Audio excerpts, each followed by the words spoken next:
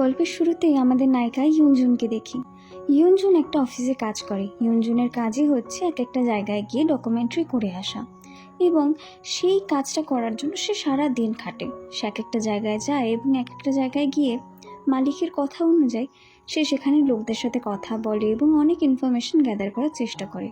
সে অনেক সময় এরকম হয় যাতে নিজের থেকে সে একটা ভালো পজিশনে যেতে পারে, সেই জন্য সে এক একটা লোককে ধরে এবং ধরে তাদের থেকে ডকুমেন্টারি করা যাবে কিনা সেই সব প্রশ্ন এগুলো সব জিজ্ঞাসা করে। সেই সূত্রেই তার দেখা হয়ে যায় একটা ছেলের সাথে, হংদে নতুন নতুন ওই কোম্পানিতে জয়েন করেছে এবং তাদের মধ্যে কথাবার্তা ভালোই চলে। তারা ডিসকাস করে তারা কোথায় কোথায় যেতে পারে, তাদের প্রজেক্ট আরও ভালো করার জন্য তারা কাদের কাদের সাথে দেখা করতে পারে, কথা বলতে পারে, এবং এটাও ডিসকাস করে যে তাদের ডকুমেন্টারি ফিল্ডটা কতটা পরিমাণে ভয়ঙ্কর হতে পারে। তো এই কথা বলতে বলতে আমরা দেখতে পারি তারা যেন একে অপরের দিকে হাঁ করে তাকিয়ে আছে। বিশেষ করে ইয়ুনজেন তো এতদিন ধরে এত ছেলে দেখেছে, কিন্তু কোনোদিনই কাউকে হংদের মতো তার প্রথম দেখাতেই ভাল লাগেনি। কিন্তু প্রথম ইয়ুনজেন কিছুই বলে না। ইয়ুনজেন ওকে চুপচাপ দেখতে থাকে এবং ডকুমেন্টারির কথা বাকি সব কথা বলতে থাকে। হংদে বলে যে সেই ব্যাপারে খুবই ভালো করে কাজ করতে চায়, কারণ কি সে চায় সে জীবনে অনেক উঁচুতে এগিয়ে যাক। এবং এরপরে তারা এক একটা ক্লায়েন্টের সাথে দেখা করতে থাকে। তারা ক্লায়েন্টের সাথে দেখা করে তাদের বিজনেস কী করে এগোলো না এগোলো সেই ব্যাপারে ডকুমেন্টারি করার অনেক চেষ্টা করে, কিন্তু সব জায়গা থেকে ওদেরকে তাড়িয়ে দেওয়া হয়। কেউই তাদেরকে বিশ্বাস করে তাদেরকে সব কিছু বলতে চায় না। এবং এই করতে করতে একটা গুন্ডার বাড়িতে গিয়েও তারা যখন ডকুমেন্টারি করার জন্য পারমিশন চায়, তখন তাদের পিছনে ওরা এমন ছোটে যে ওদেরকে ওখান থেকে রীতিমতো পালাতে হয়। কিন্তু এত কিছুর পরেও কয়েক মাস ঘুরতে না ঘুরতে ওরা একটা ভালো ডকুমেন্টারির কাজ পেয়ে যায়, এবং সেই কাজটা পাওয়ার পরে তারা সত্যি বলতে গেলে অনেক সাকসেসফুল হয়ে যায়। তাদের প্রথম করা ডকুমেন্টারি খুব ভালোভাবে এগিয়ে যায় এবং এই জন্য তারা খুব খুশিও হয়। তাদের ভালোবাসা এতদিনে অনেক দূর এগিয়ে এসেছিল, এবং ওরা যে দুজন দুজনকে কতটা ভালোবাসে তা ওরা দুজন দুজনকে বলেও দিয়েছিল। এবং আমরা বুঝতে পারি যে না, ওদের মধ্যে জিনিসগুলো এখন আরও দূরে যাচ্ছে। তারপরে ওরা একটা সুন্দর মুহূর্ত কাটায়। একদিন এমন হলো যে ওরা বুঝতেই পারেনি যে কখন মেয়েটির ভাই ওখানেই ছিল। তো মেয়েটির ভাই বলে, আরে একটু লজ্জা শরম তো রাখো, একটু আশেপাশেও দেখো, যা করছো করো, একটু আশেপাশে দেখে করো। হ্যাঁ, সবই ভালো চলছিল, তবে তাদের ভাগ্যে অন্য কিছুই ছিল। ছেলেটার বছর ঘুরতে না ঘুরতেই ক্যান্সার ধরা পড়ে। শেষ মুহূর্তে যখন মেয়েটি ওর সাথে ছিল, মেয়েটি ওকে বলে, আমি তোমাকে খুব ভালোবাসি। ছেলেটি বলে, আমি তোমাকে প্রচণ্ড ভালোবাসি, প্লিজ আমাকে ভুলো না আর ভালো থেকো। তার মৃত্যুর পর থেকে ইয়ুনজেন পুরো পাগলের মতো হয়ে গেল। বাড়ি বসে যত কষ্টের জিনিস সে দেখত এবং সেটা দেখেই সে হাসত। ওর ভাই বুঝতে পারে কিছু তো প্রবলেম আছে। এরপরে ওর ভাই ইয়ুনজেনের দুটো বান্ধবীকে ডাকে। প্রথম বান্ধবী হলো এই মেয়েটি, যার নাম জিনজুর সাথে যখন ওর বয়ফ্রেন্ডের ব্রেকআপ হয়ে যায়, জিনজু প্রায় পাগল হয়ে যায়। আর ওর যে আরেকটা বান্ধবী আছে সে হচ্ছে কি মেয়েটি, যার নাম হলো হানজু তার কলেজ টাইমে প্রচণ্ড বেশি ফেমাস ছিল, তার অনেক পপুলারিটি ছিল এবং সব ছেলেরা তার জন্য পাগল ছিল। কিন্তু তার বিয়ের পরে সব কিছু পাল্টে যায়।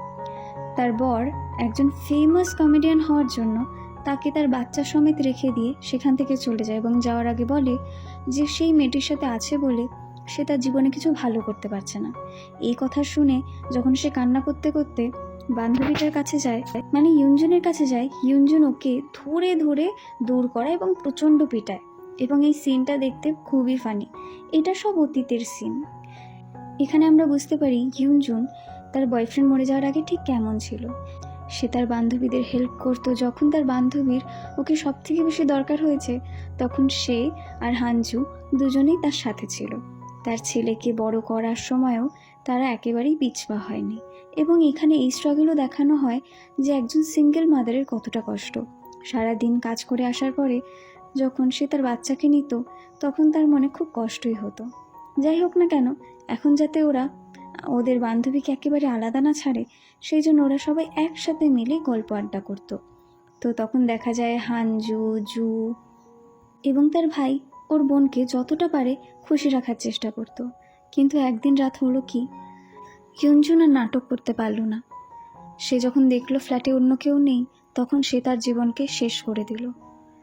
তখনই তার ভাই জেনে গেল এবং তাকে হসপিটালে ভর্তি করে দিল। তার বান্ধবীরা খুব কান্না করলো। তারা ভাবতেই পারেনি ইউনজুন যেখানে সবার সামনে হেসে খেলে থাকতো, সেখানে তার মনে এখনও তার বয়ফ্রেন্ড চলে যাওয়ার কষ্টটা আছে। সে তখনও হসপিটালেই ছিল। যখন তার জ্ঞান আসে তখন সে দেখে তার বয়ফ্রেন্ড সামনে। তার বয়ফ্রেন্ড তাকে বলে, প্লিজ দেখো, আমাকে ভুলো না। তুমি যদি আমাকে ভুলে যাও তাহলে কে মনে রাখবে বলো যে আমি কতটা খুশি ছিলাম তোমার সাথে। প্লিজ আমাকে মনে রাখো, আমি সবসময় তোমার সাথে থাকবো। এরপরে না সব কিছু পাল্টে যায়। এরপরে ইয়ুনজুন আর এমন থাকে না যে ও নিজের জীবন শেষ করতে চায়, যে ও আর কোথাও যেতে চায় না বা কিছু। ওর ভাই, ওর বান্ধবী সবার সাথে ভালো থাকে, এবং বলতে গেলে ওর বান্ধবীরা এতটাই সাপোর্টিভ যে ওকে এই কঠিন সময় একা রাখে না। যখন সে বুঝতে পারে যে ওর বান্ধবী সবাই ওর বাড়িতে মুভ করছে, তখন সে একটু বিরক্তি হয়। সে এটা তো বুঝতে পারে না যে ওরা এরকম কেন করছে। আসলে কারণ এটাই ছিল, ওর বান্ধবীরা ভয় পেয়ে গেছে যদি ইয়ুনজুনকে একা রাখলে ইয়ুনজুন ডিপ্রেসড হয়ে আবার কিছু করে বসে। সেই জন্য তারা সবসময় ইয়ুনজুনের সাথে সাথে থাকতো, এবং তাদের সামনে ওরা খুব চেয়ারফুল থাকতো, যাতে ওদের খুশি দেখে ইয়ুনজুনের মধ্যে কোনো তো খুশি আসে, ইয়ুনজুন কোনো না কোনোভাবে আবার আগের মতো তো হয়ে যাক। ওরা এটাই চেষ্টা করতো। ইয়ুনজুন যদি ওদের কিছু জিজ্ঞাসা করতো যে তোমরা কখন যাবে, কবে যাবে, তখন ওরা কোনো উত্তর দিত না। এবং তারপর আর কি, ইয়ুনজুনও বুঝলো যে বোধহয় ওরা এখান থেকে যেতেই চায় না, তো ইয়ুনজুনও কিছু বললো না। এরকমই একদিন হলো কি, ইয়ুনজুন যখন সবার মধ্যেই ছিল তখন তার বয়ফ্রেন্ডকে সে আবার দেখতে পেল। সে তার বয়ফ্রেন্ডের সাথে কথা বলতে শুরু করলো, এবং তাকে এই অবস্থায় দেখে তার আশেপাশের সবাই থমকে গেল। তারা বুঝতে পারলো ইয়ুনজুন এখন হ্যালুসিনেট করছে ওর বয়ফ্রেন্ডকে। আসলে ওর বয়ফ্রেন্ড আশেপাশে কোথাও নেই। কেউই ওকে কিছু বলল না। তারা বুঝতে পেরেছে যে ইয়ুনজুনের মাথায় অনেক বড় প্রবলেম দেখা দিয়েছে, কিন্তু ইয়ুনজুনকে যে ওরা কিছু বলবে সেই সেই ভয়টা ওদের কাছে চলে আসছে। ওদের মধ্যে সাহসটাই নেই যে ওরা ইয়ুনজুনকে বলতে পারে যে তোর বয়ফ্রেন্ড তো কত আগে মরে গেছে। তারা চুপচাপ থাকতো। তারা ভাবলো সময়ের সাথে যেতে যেতে এক একটা ডক্টর দেখানোর সাথে সাথে বোধহয় সব কিছু ঠিক হয়ে যাবে, কিন্তু কোনো কিছুই ঠিক হলো না। ওরা সবাই এমন ভাব দেখালো যে ইয়ুনজুন যখন ওর বয়ফ্রেন্ডের সাথে কথা বলে তখন যেন ওর বয়ফ্রেন্ড সত্যিই আশেপাশে আছে। এরকম করে দিনকাল ওদের চলতে লাগলো। ওরা চারজন একসাথে থাকলো। ওর ভাই, ওর দুই বান্ধবী সবাই সবসময় ওকে হেল্প করার জন্য আশেপাশে ছিল। আর ইয়ুনজুনের মাথায় এমন বলতে লাগলো যে হ্যাঁ, ওর বয়ফ্রেন্ড তো কোনোদিন ওকে ছেড়েই যায়নি। যদি ছেড়ে যেত তাহলে ওর বয়ফ্রেন্ডকে যখন তখন আশেপাশে কেন দেখতে পাবে? তাহলে এটাই বোঝা যায় যে ওর জীবনে প্রবলেম কতটা বড় ছিল, যেটা ওর আশেপাশে ছিলই না। যে বয়ফ্রেন্ড কবে মরে গেছে সেই মৃত বয়ফ্রেন্ডকেও এখন ওর আশেপাশে দেখতে পাচ্ছে। এটা এখনের জন্য ঠিক থাকলেও কিন্তু পরে গিয়ে এটা অনেক বড় সমস্যা সৃষ্টি করবে। তো একদিন হলো কি, এরকমই একটা নর্মাল সকালবেলা, তখন এই এই মেয়েটির ছেলে এসে ওকে বলছে যে মা, আমি যদি তোমার মতো এত খাওয়া দাওয়া করতে থাকি তাহলে তো আমি তোমার মতো মোটা হয়ে যাব। এই কথা শুনে আমাদের ইয়ুনজুন ভাবলো যে না, ও তো এতগুলো মাস বাড়িতে বসে বসে একেবারে মোটা হয়ে গেছে। যখন এক্সারসাইজ করছিল তখন ওর বান্ধবী বললো, জানিস এক্সারসাইজ করতে করতে মানে একটা কথা মনে পড়লো যে আমার বস কেমন। দেখ, আমি তো রাইটিং করি, তো আমার বস আমাকে একদম পছন্দ করে না। উনি নতুন নতুনই এসছেন, আর ওনার ব্যবহার না আমার সাথে প্রচণ্ড বাজে, উনি আমাকে সহ্যই করতে পারে না। তো ইয়ুনজুন বললো, তাহলে তুই ওনার নামে কমপ্লেন করিস না কেন? বলছে, কার নামে কমপ্লেন করবো বল, উনিই তো বস, আরে ওনার নামে কাকে কমপ্লেন করবো? আর ওদিকে আমরা হানজুকে দেখি। হানজু আসলে একটা শুটিংয়ের যে সেট থাকে সেই সেটে ও কাজ করে।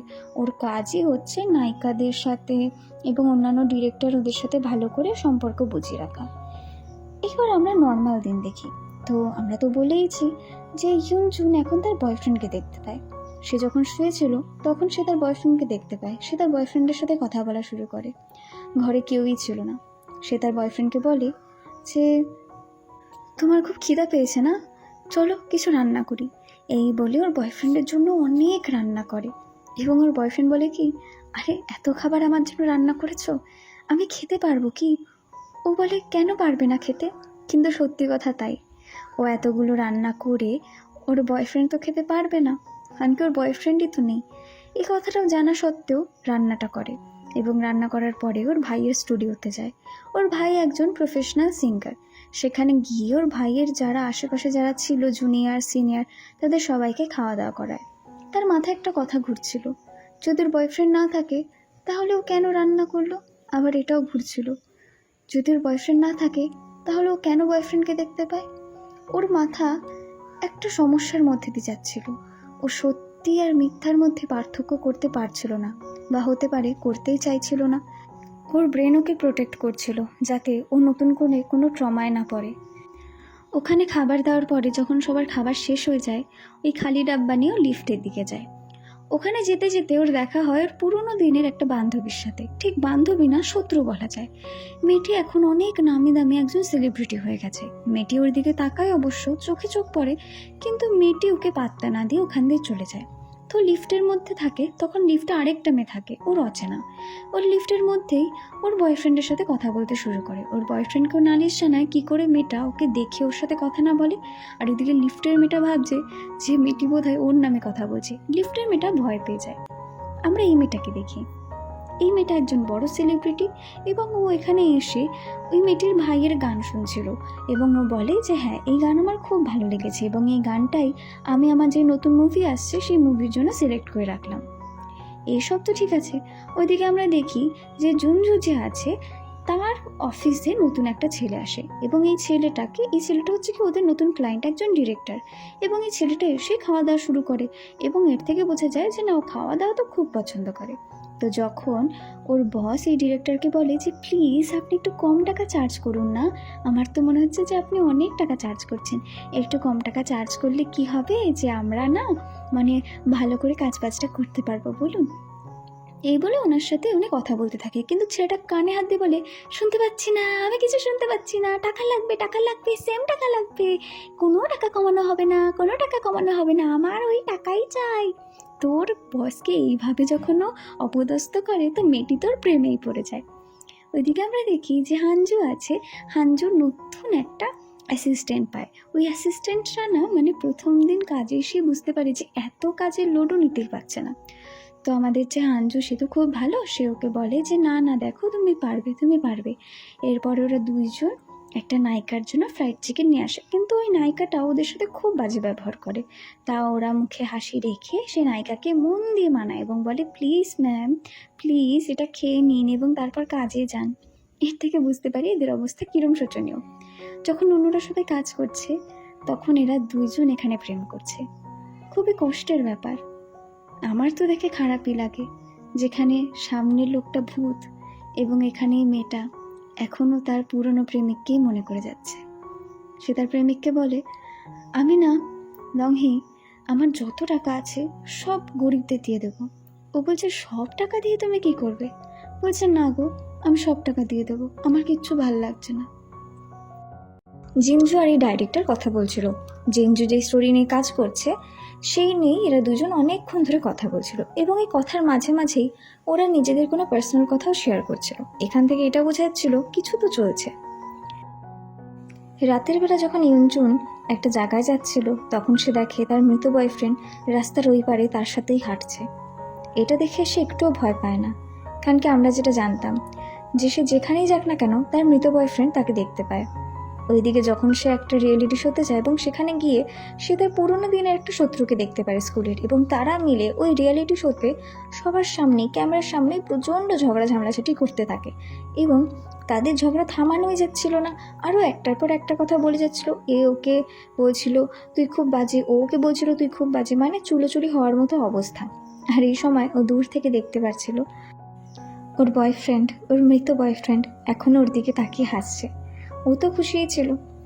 যখন ওদের কাজবাজ হয়ে ওরা বেরিয়ে যায় তখন ও দেখে যে ওখানে ওর বয়ফ্রেন্ড আছে। ওর বয়ফ্রেন্ড ওকে বলে আজকে এত ঝামেলাঝাটি না করলে হতো না? কত লোক তোমাকে দেখলো বলো তো, এরকম করলে হয়? পরের বার চেষ্টা করবে যে নিজে এতটা মাথা গরম না করে বসো। এদের তো প্রেম কাহিনী ওখানে, কিন্তু নতুন করে যে প্রেম কাহিনী শুরু হচ্ছে সেটা হচ্ছিল অন্য একটা ফ্ল্যাটে। ওদের প্রেম চলতে চলতে চলতে চলতে একটু তো এগিয়েছে। আর ওরা যখন দুজনেই খুব মজা করছিল তখনই ওরা নিজেদের কন্ট্রোল হারিয়ে ফেলে এবং তারপরে যা হওয়ার তা হয়ে যায়। যতক্ষণ ওদের চোখ খুলে তখন ওদের মনে পড়ে রাতে কি হয়েছিল, তারপর আর কি নতুন প্রেমের শুরু। তো বাড়িতে এসে দুই বান্ধবীকে এই কথাটাই বলে যে আসলে কি বলতো, কোনো কন্ট্রোল ছিল না, তারপরে হয়ে গেছে। এখন তোরা কি বলিস, এগুলো কি সব ঠিক আছে? মানে প্রেম করাই যায় বল? তখন ওরা বলে যে হ্যাঁ হ্যাঁ, ওদেরকে ফুল সাপোর্ট দেয়। তো ওরা বসে বসে এবার টিভি চ্যানেল চালায়। তখন চালাতে চালাতে এই শোটা চলে আসে, যে শোতেও গেছিলো। তো ওই শোতে এমনভাবে এডিট করা হয়েছে পুরো শোটাকে যে মনে হচ্ছে ওরা দুজন খুব ভালোভাবে দুজনের সাথে কথা বলেছে। আর এইটা দেখে আমাদের অঞ্জন তো মানে একদম ভয় পেয়ে গেছে। ও বলছে, আরে আমরা এত ঝামেলাঝাটি করছিলাম, আর কে ভাই যে এরকম এডিট করে পুরো ঝামেলাকেই একদম মানে পাক্কা বন্ধুত্বতে একদম পাল্টে দিয়েছে, কে এডিট করেছে এতটা? ওরা সবাই ওই এডিটরকে নিয়ে কথা বলছিল। যাই হোক, ইয়ঞ্জনের মন একটু একটু খুশি হয়েছে। পরের দিন আমরা দেখি সে তার অফিসে আছে।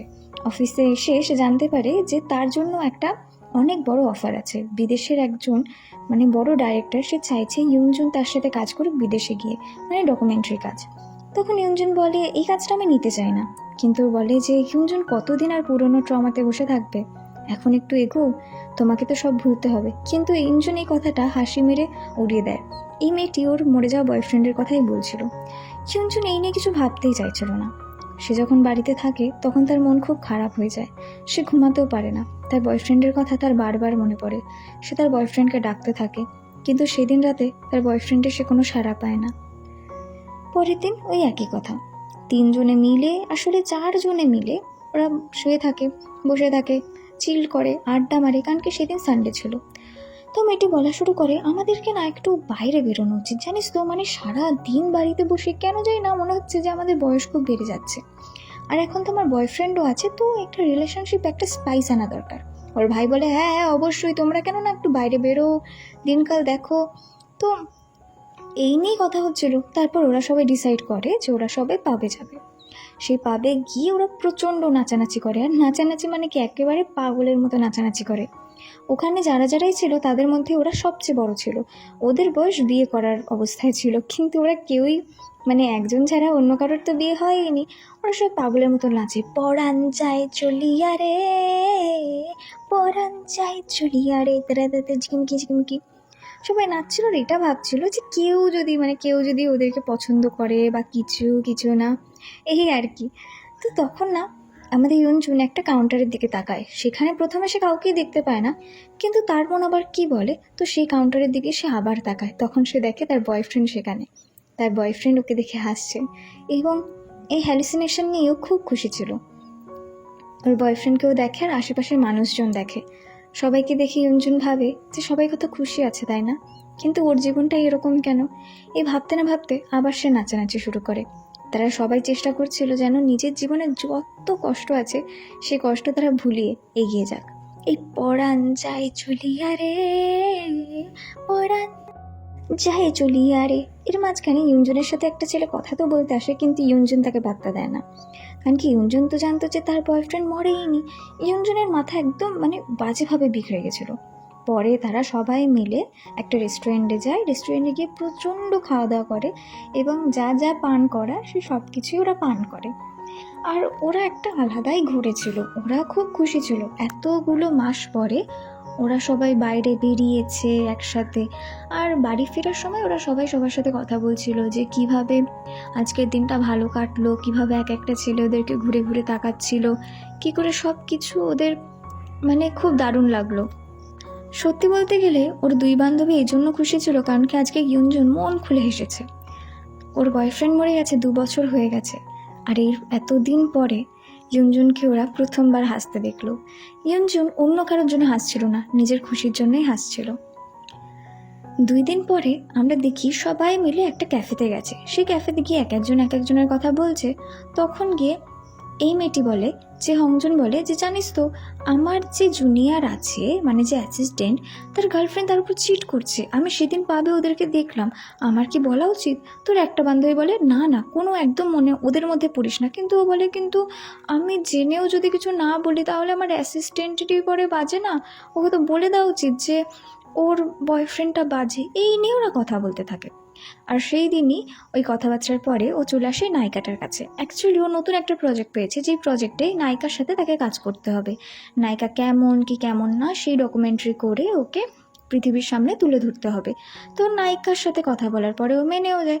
তার ডকুমেন্টারির কাজ যেমন হয় আর কি, ডকুমেন্টারি শুরু করার আগে ওকে নায়িকার সাথে 24 ঘন্টা ওরকম থাকতে হবে, এবং নায়িকা কী করছে না করছে, নায়িকার জীবনযাপন কেমন, নায়িকার সাথে অনেক কথা বলে সে নায়িকাকে আগে বুঝবে, আর সেই হিসেবে ও ডকুমেন্টারি কীভাবে চলবে না চলবে সেটা শুরু করবে।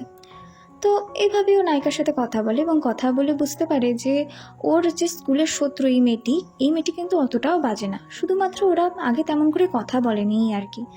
নায়িকা সারাদিন কাজ করে এত হাঁপিয়ে গেছিলো যে ও কারের মধ্যেই ঘুমিয়ে গেছিলো। তো ওর যেই বয়ফ্রেন্ড আছেন ম্যানেজার, মানে ছেলেটার বয়ফ্রেন্ডও ম্যানেজারও, এই ছেলেটাও বলে যে দেখো ও কিন্তু এত খারাপ না, তোমরা যে এত ঝামেলাঝাটি করো সেটা আমি বুঝতেই পারি না, একটু পারলে ওর সাথে বাজে করে মানে এত বাজে ব্যবহার কম করো। 4 দিন পরে ওদের শুটিং শুরু হয়ে যায়। মেয়েটার সব ঘরে ক্যামেরা লাগিয়ে দেওয়া হয়, এবং এভাবেই ওদের ডকুমেন্টারি শ্যুট করা হয়। মেয়েটা একদম নিজেকে মানে একদম ন্যাচারালভাবে দেখাবে, আর এইটাই হচ্ছে ডকুমেন্টারির আসল মজা, যে সব কিছু ন্যাচারাল থাকে, কিছুই এখানে ভনিতা থাকে না। তো মেয়েটা যখন একদম লাঞ্চ ব্রেকে ছিল তখন সে একটা শো দেখছিল ওর পার্টনারের সাথে। শো দেখতে দেখতে দেখতে দেখতে ওর না মানে কিছুই ভালো লাগছিল না, ওর মনে হচ্ছিল ও যাতে তাড়াতাড়ি বাড়ি যেতে পারে। তো ওর পার্টনারকেও বলে যে তাড়াতাড়ি বাড়ি যাবো, বুঝলে তো। তো ওর পার্টনার যখন ওখান থেকে বেরিয়ে যায় তখন ও দেখে ওর পাশে এসে আবার ওর বয়ফ্রেন্ড বসেছে। ওর বয়ফ্রেন্ডের সাথেও কথা বলে যে শোনো না, আজকালকার দিন কেমন লাগছে বলো তো, আমার না আজকাল ঠিক ভালো লাগে না, মনে হয় কোথাও চলে যাই, সব কিছু না মানে আমাকে যেন গিলে খাচ্ছে, আমি কেমন ছিলাম না ছিলাম আমার কিছু মনে পড়ে না। তুমি তুমি চলে গেছো কয়দিন হয়েছে বলো তো, 1 মাস 2 মাস 2 বছর 3 বছর, আমার কিছু মনে নেই। এর থেকে বোঝা যায় যে ইউনজুনের মাথার উপর কত বড় চাপ গেছে। আর ইউনজুন যখন ওর বয়ফ্রেন্ডের সাথে কথা বলছিল, মৃত বয়ফ্রেন্ডের সাথে, তখন নায়িকা দেখে ফেলে। নায়িকা তো ওখানে অন্য কাউকে দেখতে পায় না, ও শুধু দেখতে পারে যে ইউনজুন একা একা কথা বলছে, তো একটু ভয়ই পায়, কিন্তু এই ব্যাপারে ও ইউনজুনকে কিচ্ছু বলে না। ইয়ঞ্জনকে আমরা পরে দেখি টিফিন পিরিয়ড সব যখন শেষ হয়ে যায়, লাঞ্চ ব্রেকের পরে সে তার অ্যাসিস্ট্যান্টকে খুব বকছে, কারণ কি ওর অ্যাসিস্ট্যান্ট ঠিক করে কাজ করেনি। সে অ্যাসিস্ট্যান্টকে বলে যে দেখো, নায়িকার সব উল্টোপাল্টা অনেক পার্সোনাল মোমেন্ট রেকর্ড করো না, সেইগুলো রেকর্ড করো যেগুলো পৃথিবীর সামনে তুলে ধরতে পারবে। এই বলে কথাবার্তা বলতে থাকে। তো ওরা শুটিং আবার শুরু করে দেয়। শুটিং ওদের ভালো করেই চলছিল, এবং এটা দেখে সত্যি কথা বলতে গেলে ইউনজিন আবার হাসে। ইউনজিন তো এটা বুঝতে পেরেছে যে ওর জীবন এখন যেমনই চলুক না কেন, ওর জীবনের খুশির একটা মুহূর্ত হচ্ছে ওর কাজবাজ, যেটাও খুবই পছন্দ করে। রাতের বেলা ইউনজুন আবার শুয়ে শুয়ে ওদের পুরনো কথা ভাবছিল। পুরনো দিনে ওরা কেমন কাজবাজের পরে একে অপরের সাথে দেখা করতো, ঘুরে বেড়াতো, দুজনকে জিজ্ঞাসা করছিল যে কে কাকে বেশি ভালোবাসে। এগুলো ভাবতে ভাবতে ওর রাতে আর ঘুম আসে না, এবং ও ভাবে যদিও বিদেশে চলে যায় তাহলে এখানে ওর বয়ফ্রেন্ডের যত স্মৃতি আছে সেটাও না মুছে যাক। পরের দিন আবার সে কাজকর্ম করতে যায়, এবং কাজকর্ম করতে করতে যখন ওর এডিট করার সময় আসে তখন সে তার বয়ফ্রেন্ডকে তার পাশেই বসা পায়।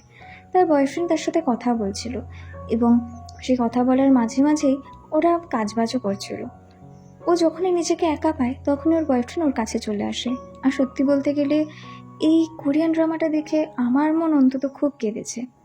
এরকম একটা কষ্টকর মুহূর্ত যেখানে তোমার কাছের মানুষ চলে যাওয়ার পরেও আবার ফিরে আসে, তুমি মানসিক চাপের মধ্যে দিয়ে যাচ্ছ, তুমি মেন্টালি অসুস্থ, আর তার মধ্যে দিয়ে তুমি হাসি ঠাট্টা করছো, তাও তোমাকে জীবন বাঁচতে হচ্ছে। এই সব জিনিসটাই খুব কষ্টের, যেটা আমি এই ড্রামাতে খুঁজে পাই। ওরা যখন সবাই কথা বলছিল তখন এরকম লাগছিল যেন ছেলেটা আজও রয়েছে, তবে আদতে ছেলেটা তো ওখানে নেই। অ্যাকচুয়ালি ইউনজিনই ওই ছেলেকে ওখানে ইম্যাজিন করছিল ওর বয়ফ্রেন্ডকে। কিছুদিন পরে ওদের শুটিং আবার শুরু হয়ে যায়। তো ডকুমেন্টারি করতে করতে ওরা একে অপরকে অনেক প্রশ্ন করছিল। মেয়েটি বলল যে নায়িকা হওয়া তো সোজা না, সবাই তোমাকে যে যা পারে তা বলে চলে যায়, আমার মাঝে মাঝে মনে হয় সব ছেড়ে এখান দিয়ে বেরিয়ে যায়। এর থেকে আমরা বুঝতে পারি যে মেয়েটি নায়িকা হয়েছে এবং মেয়েটি ওখানে খুব ফেমাস, কিন্তু তাও এই ফেমও ওর মাঝে মাঝে খুব গলা চাপার মতো লাগে। ওর মনে হয় যে যদি মানুষে বুঝতো যে আমি শুধু সুন্দর হওয়া ছাড়াও অনেক ভালো মানুষ, তাহলে খুব ভালো হতো। মানুষে শুধু আমাকে বলে রোগা হতে, এই করতে ওই করতে, কিন্তু কেউ আমাকে কখনো বলে না আমি যেন একটু ভালো থাকি। এইগুলো ওরা সবাই রেকর্ড করে। মেয়েটি আরও কথা বলে যে সবচেয়ে ইম্পর্ট্যান্ট হচ্ছে নিজের মেন্টাল হেলথ ভালো রাখা, আর আমি চাই যে আমি সেটাই করতে পারি। পরে যখন ও দূর থেকে রেকর্ড করছিল আর আবার একা হয়ে যায়, তখন ওর বয়ফ্রেন্ড আবার আসে। ওর বয়ফ্রেন্ডকে বলে, জানো তো মেয়েটাকে আমি ভুল ভেবেছিলাম, মেয়েটাও তো বাজে না, আসলে তখন ছোট ছিলাম তো, কার সাথে ঝামলাঝাটি হয়ে যায় সেটাই, জানো তো এমনি অত কিছু বোঝা যায়নি। যাই হোক, এখন চেষ্টা করব ওর সাথে বন্ধুত্ব করার। ওরা এবারে একটা খেলাধুলার জায়গাতে যায়, এই জায়গাটাকে কী বলে আমি তো জানি না। যাই হোক, ওরা এখানে গিয়ে দেখে যে মেয়েটা প্রচণ্ড নাচ করছে নাচ করছে নাচ করছে নাচ করছে। আর তাহলে এর থেকে বোঝা যায় যে মেয়েটার মধ্যে এখনও বাচ্চা বাচ্চা ভাব রয়ে গেছে। তারপর আবার ডকুমেন্টারি কাজ শুরু হয়। ডকুমেন্টারি করতে করতে ওরা একটা বুক স্টোরে আসে। ও মেয়েটাকে জিজ্ঞেস করে, তোমার কোন কোন বুক পছন্দ, কোন বই পড়তে বেশি ভালোবাসো? মেয়েটা বলে, যেই বই পড়ে আমার ঘুম চলে আসে সেই সব বই আমার পছন্দ। ইয়ঞ্জুন নিজের কাজ করছে। সে নিজের কাজ করার সময় খুবই মনোযোগ দিয়ে এক একটা জিনিস রেকর্ড করছিল এবং সে নায়িকাকে জিজ্ঞাসা করছিল যে তোমার কি ভালো লাগে, এখন তুমি কি ফিল করছো, কি ফিল করছো না। এই করতে করতে নায়িকা ক্যামেরা ওর দিকেই ফিরিয়ে দেয় এবং বলে, তুমি বলো না তোমার দিনকাল কেমন চলছে। তো ইয়ঞ্জুন কথা বলা শুরু করে।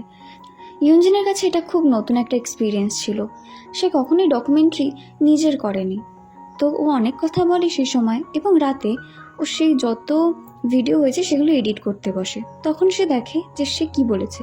সে বলেছে, আসলে আমার দিনকাল ভালোই যাচ্ছে, তাও আমার কেমন একটা লাগে একা একা, কিন্তু আমি একা একা নেই, আমার বয়ফ্রেন্ডও আমার সাথে আছে। আর তারপরেই না ও পিছনের দিকে তাকিয়ে ওর বয়ফ্রেন্ডের সাথে কথা বলতে থাকে। আমরা যেটা আগেই জেনেছি, ওর বয়ফ্রেন্ড তো অনেক আগেই মরে গেছে এবং ওর বয়ফ্রেন্ড তো আর বেঁচেই নেই, কিন্তু ও বয়ফ্রেন্ডকে দেখতে পায়। তো পিছনে ঘুরে বয়ফ্রেন্ডকে বলে, বলো না গো, আমি কি বলবো, আমাকে একটু বলো না। হ্যাঁ আচ্ছা, এইভাবে বয়ফ্রেন্ডের সাথে কথা বলতে থাকে। এই জিনিসটা রেকর্ডও হয় এবং যখন ইয়ঞ্জিন এই জিনিসটা রাতের বেলা দেখতে পায় ফুটেজটাকে, তখন সে বুঝতে পারে এতদিন সে যা যা করেছে, এখন যখন তার চোখের সামনে সেই জিনিসটা দেখতে পারছে যে তার কীরকম অবস্থা, তার মেন্টাল কন্ডিশন কতটা বাজে, ওটা দেখে ইয়ঞ্জিন ভয় পেয়ে যায়। এই প্রথমবার সে বুঝতে পারছে যে তার মধ্যে এখন কি চলছে, তার ব্রেনের সাথে তার মাথার সাথে এখন কি চলছে। ইয়ঞ্জিন দাঁড়িয়ে পড়ে। সে পরিষ্কারভাবে বুঝতে পেরেছে, হ্যাঁ তার বয়ফ্রেন্ড তো আর নেই। সেই জন্যই তো সে যখন পিছনে ঘুরে তার বয়ফ্রেন্ডের সাথে কথা বলল, তখন তো অন্য কেউ দেখতে পেল না, ক্যামেরাতেও তো সেটা রেকর্ড হলো না, মানে ওর বয়ফ্রেন্ড নেই, ওর বয়ফ্রেন্ড মরে গেছে। এই সত্যিটা যখন সে ফেস করে, তখন সে কান্নায় ভেঙে পড়ে। সে আর নিতেই পারছিল না। এই পৃথিবীতে যা যা হচ্ছে ওর সাথে, ওর শুধু মনে হচ্ছিল যে এগুলো সব ভুল হচ্ছে, সব ভুল হচ্ছে। ওই ফুটেজ দেখানো হয় যেখানেও প্রথম প্রথম কথা শুরু করে, ওর দিনকাল ভালো চলছে, ওর রান্না করতে ভালো লাগে, ওর বয়ফ্রেন্ডের সাথে ঘুরতে ভালো লাগে, কথা বলতে ভালো লাগে, ও ডকুমেন্টারি করতে পছন্দ করে। তারপরে ও আবার পিছনে ফিরে ওর বয়ফ্রেন্ডের সাথে কথা বলতে শুরু করে। এই সব ভাবতে ভাবতে না ইয়ঞ্জিন যেন শেষ হয়ে যাচ্ছিল। সে নিজেকে বাঁচাতে চায়, সে চায় সে একটা ভালো লাইফ লিড করুক, কিন্তু কোথাও না কোথাও তার দুঃখই তাকে কুড়ে খাচ্ছে। সে নিজেকে সামলায় এবং 4-5 দিন পরেই সে আবার কাজবাজ শুরু করে। এখন বোঝা যাচ্ছে তাকে দেখেই যে তার মধ্যে না আগের মতো কাজ করার যে শক্তিটা তাও ছিল, সেটা আর নেই। সে নিজের মতো কাজবাজ করে এবং মনেই মনে একটা দ্বন্দ্বে থাকে যে এখন সে সামনে যাকে দেখছে, যেসব জিনিস দেখছে সেগুলো সত্যিকারে আছে তো। যেমন এই নায়িকা কি সত্যিকারে আছে, নাকি তার বয়ফ্রেন্ডের মতো এই নায়িকাও আর এখানে নেই? দেখতে পাচ্ছে ইয়ঞ্জিন তাও তাকে। ইয়ঞ্জিনের মধ্যে এইসব চলতেই থাকে আর তার মধ্যেই সে কাজ করতে শুরু করে। আর ও একটা জিনিস বুঝতে পেরেছিল যে ওকে খুব তাড়াতাড়ি ডক্টর দেখানো উচিত। ইয়ঞ্জিন নায়িকার সাথে সেই দিন অনেকক্ষণ ধরে কাজ করে। এরপরে যখন সে বাড়ি ফিরে আসে, তখন না সেই রাতে একা একা তার একেবারেই ঘুম আসে না। সে শুধু এই পাশ তাকায় ওই পাশ তাকায় এবং শুধু শুধু ভাবে যে ওর বয়ফ্রেন্ড কেমন ছিল, ওর বয়ফ্রেন্ড যদি এই সময় সত্যিকারেই থাকতো তাহলে দিনকাল কেমন হতো। এই ভেবেই পরের দিন ও ঠিক সেই জায়গায় চলে যায়, সেই গলিতে চলে যায় যে গলি দিয়ে ও আর ওর বয়ফ্রেন্ড বারবার আসতো যেত। ওখানে একটা ভালো রেস্টুরেন্ট আছে, সেই রেস্টুরেন্টের খোঁজেই সে বেরিয়ে পড়েছে। এখানে আসলো প্রায় 2 বছর পরে। ওর মনে পড়ে যায় যখন ও আর ওর বয়ফ্রেন্ড এখান দিয়ে আসতো যেত, ঝগড়াঝাটি খুনসুটি সবই ওদের মধ্যে লেগে থাকতো। এবং হ্যাঁ, এইখানে যে রেস্টুরেন্টের জন্য ইয়ঞ্জিন এসছে, সেই রেস্টুরেন্টের একটা বড় ফ্যান ছিল এই ছেলেটি। যখন সেই রেস্টুরেন্টে ঢুকে রেস্টুরেন্টে সেই ডিশটা অর্ডার করে যেটা ওরা প্রত্যেকবারই অর্ডার করতো। তো অর্ডার করে যখনই সে খেতে যাবে তখনই রেস্টুরেন্টের মালিক এসে বলে, কি তোমার বয়ফ্রেন্ড আসেনি? ও তো এখানের রেগুলার কাস্টমার ছিল, কোথায় ও? তখন ও বলে, না গো, আসেনি। ওকে একবারও বলে না যে ও তো 2 বছর আগেই মরে গেছে। আর তখন ওর মনে পড়ে যায় একটা জিনিস, যে ওরা যখন এখানে এসেছিল প্রথমবার ডেটে, তখন ওর বয়ফ্রেন্ড ওখানে লিখে রেখেছিল যে এখানে আমি আর ইউনজিন এই তারিখে এসেছি। আর সেই লেখাটা এখনও ওই টেবিলে, যেই টেবিলেও বসে আছে সেই টেবিলে লেখা আছে। ইউনজিনের ওটা দেখে পুরনো আরও অনেক স্মৃতি মনে পড়ে যায় ওর বয়ফ্রেন্ড প্রত্যেকটা মুহূর্ত কীভাবে চেরিশ করতো।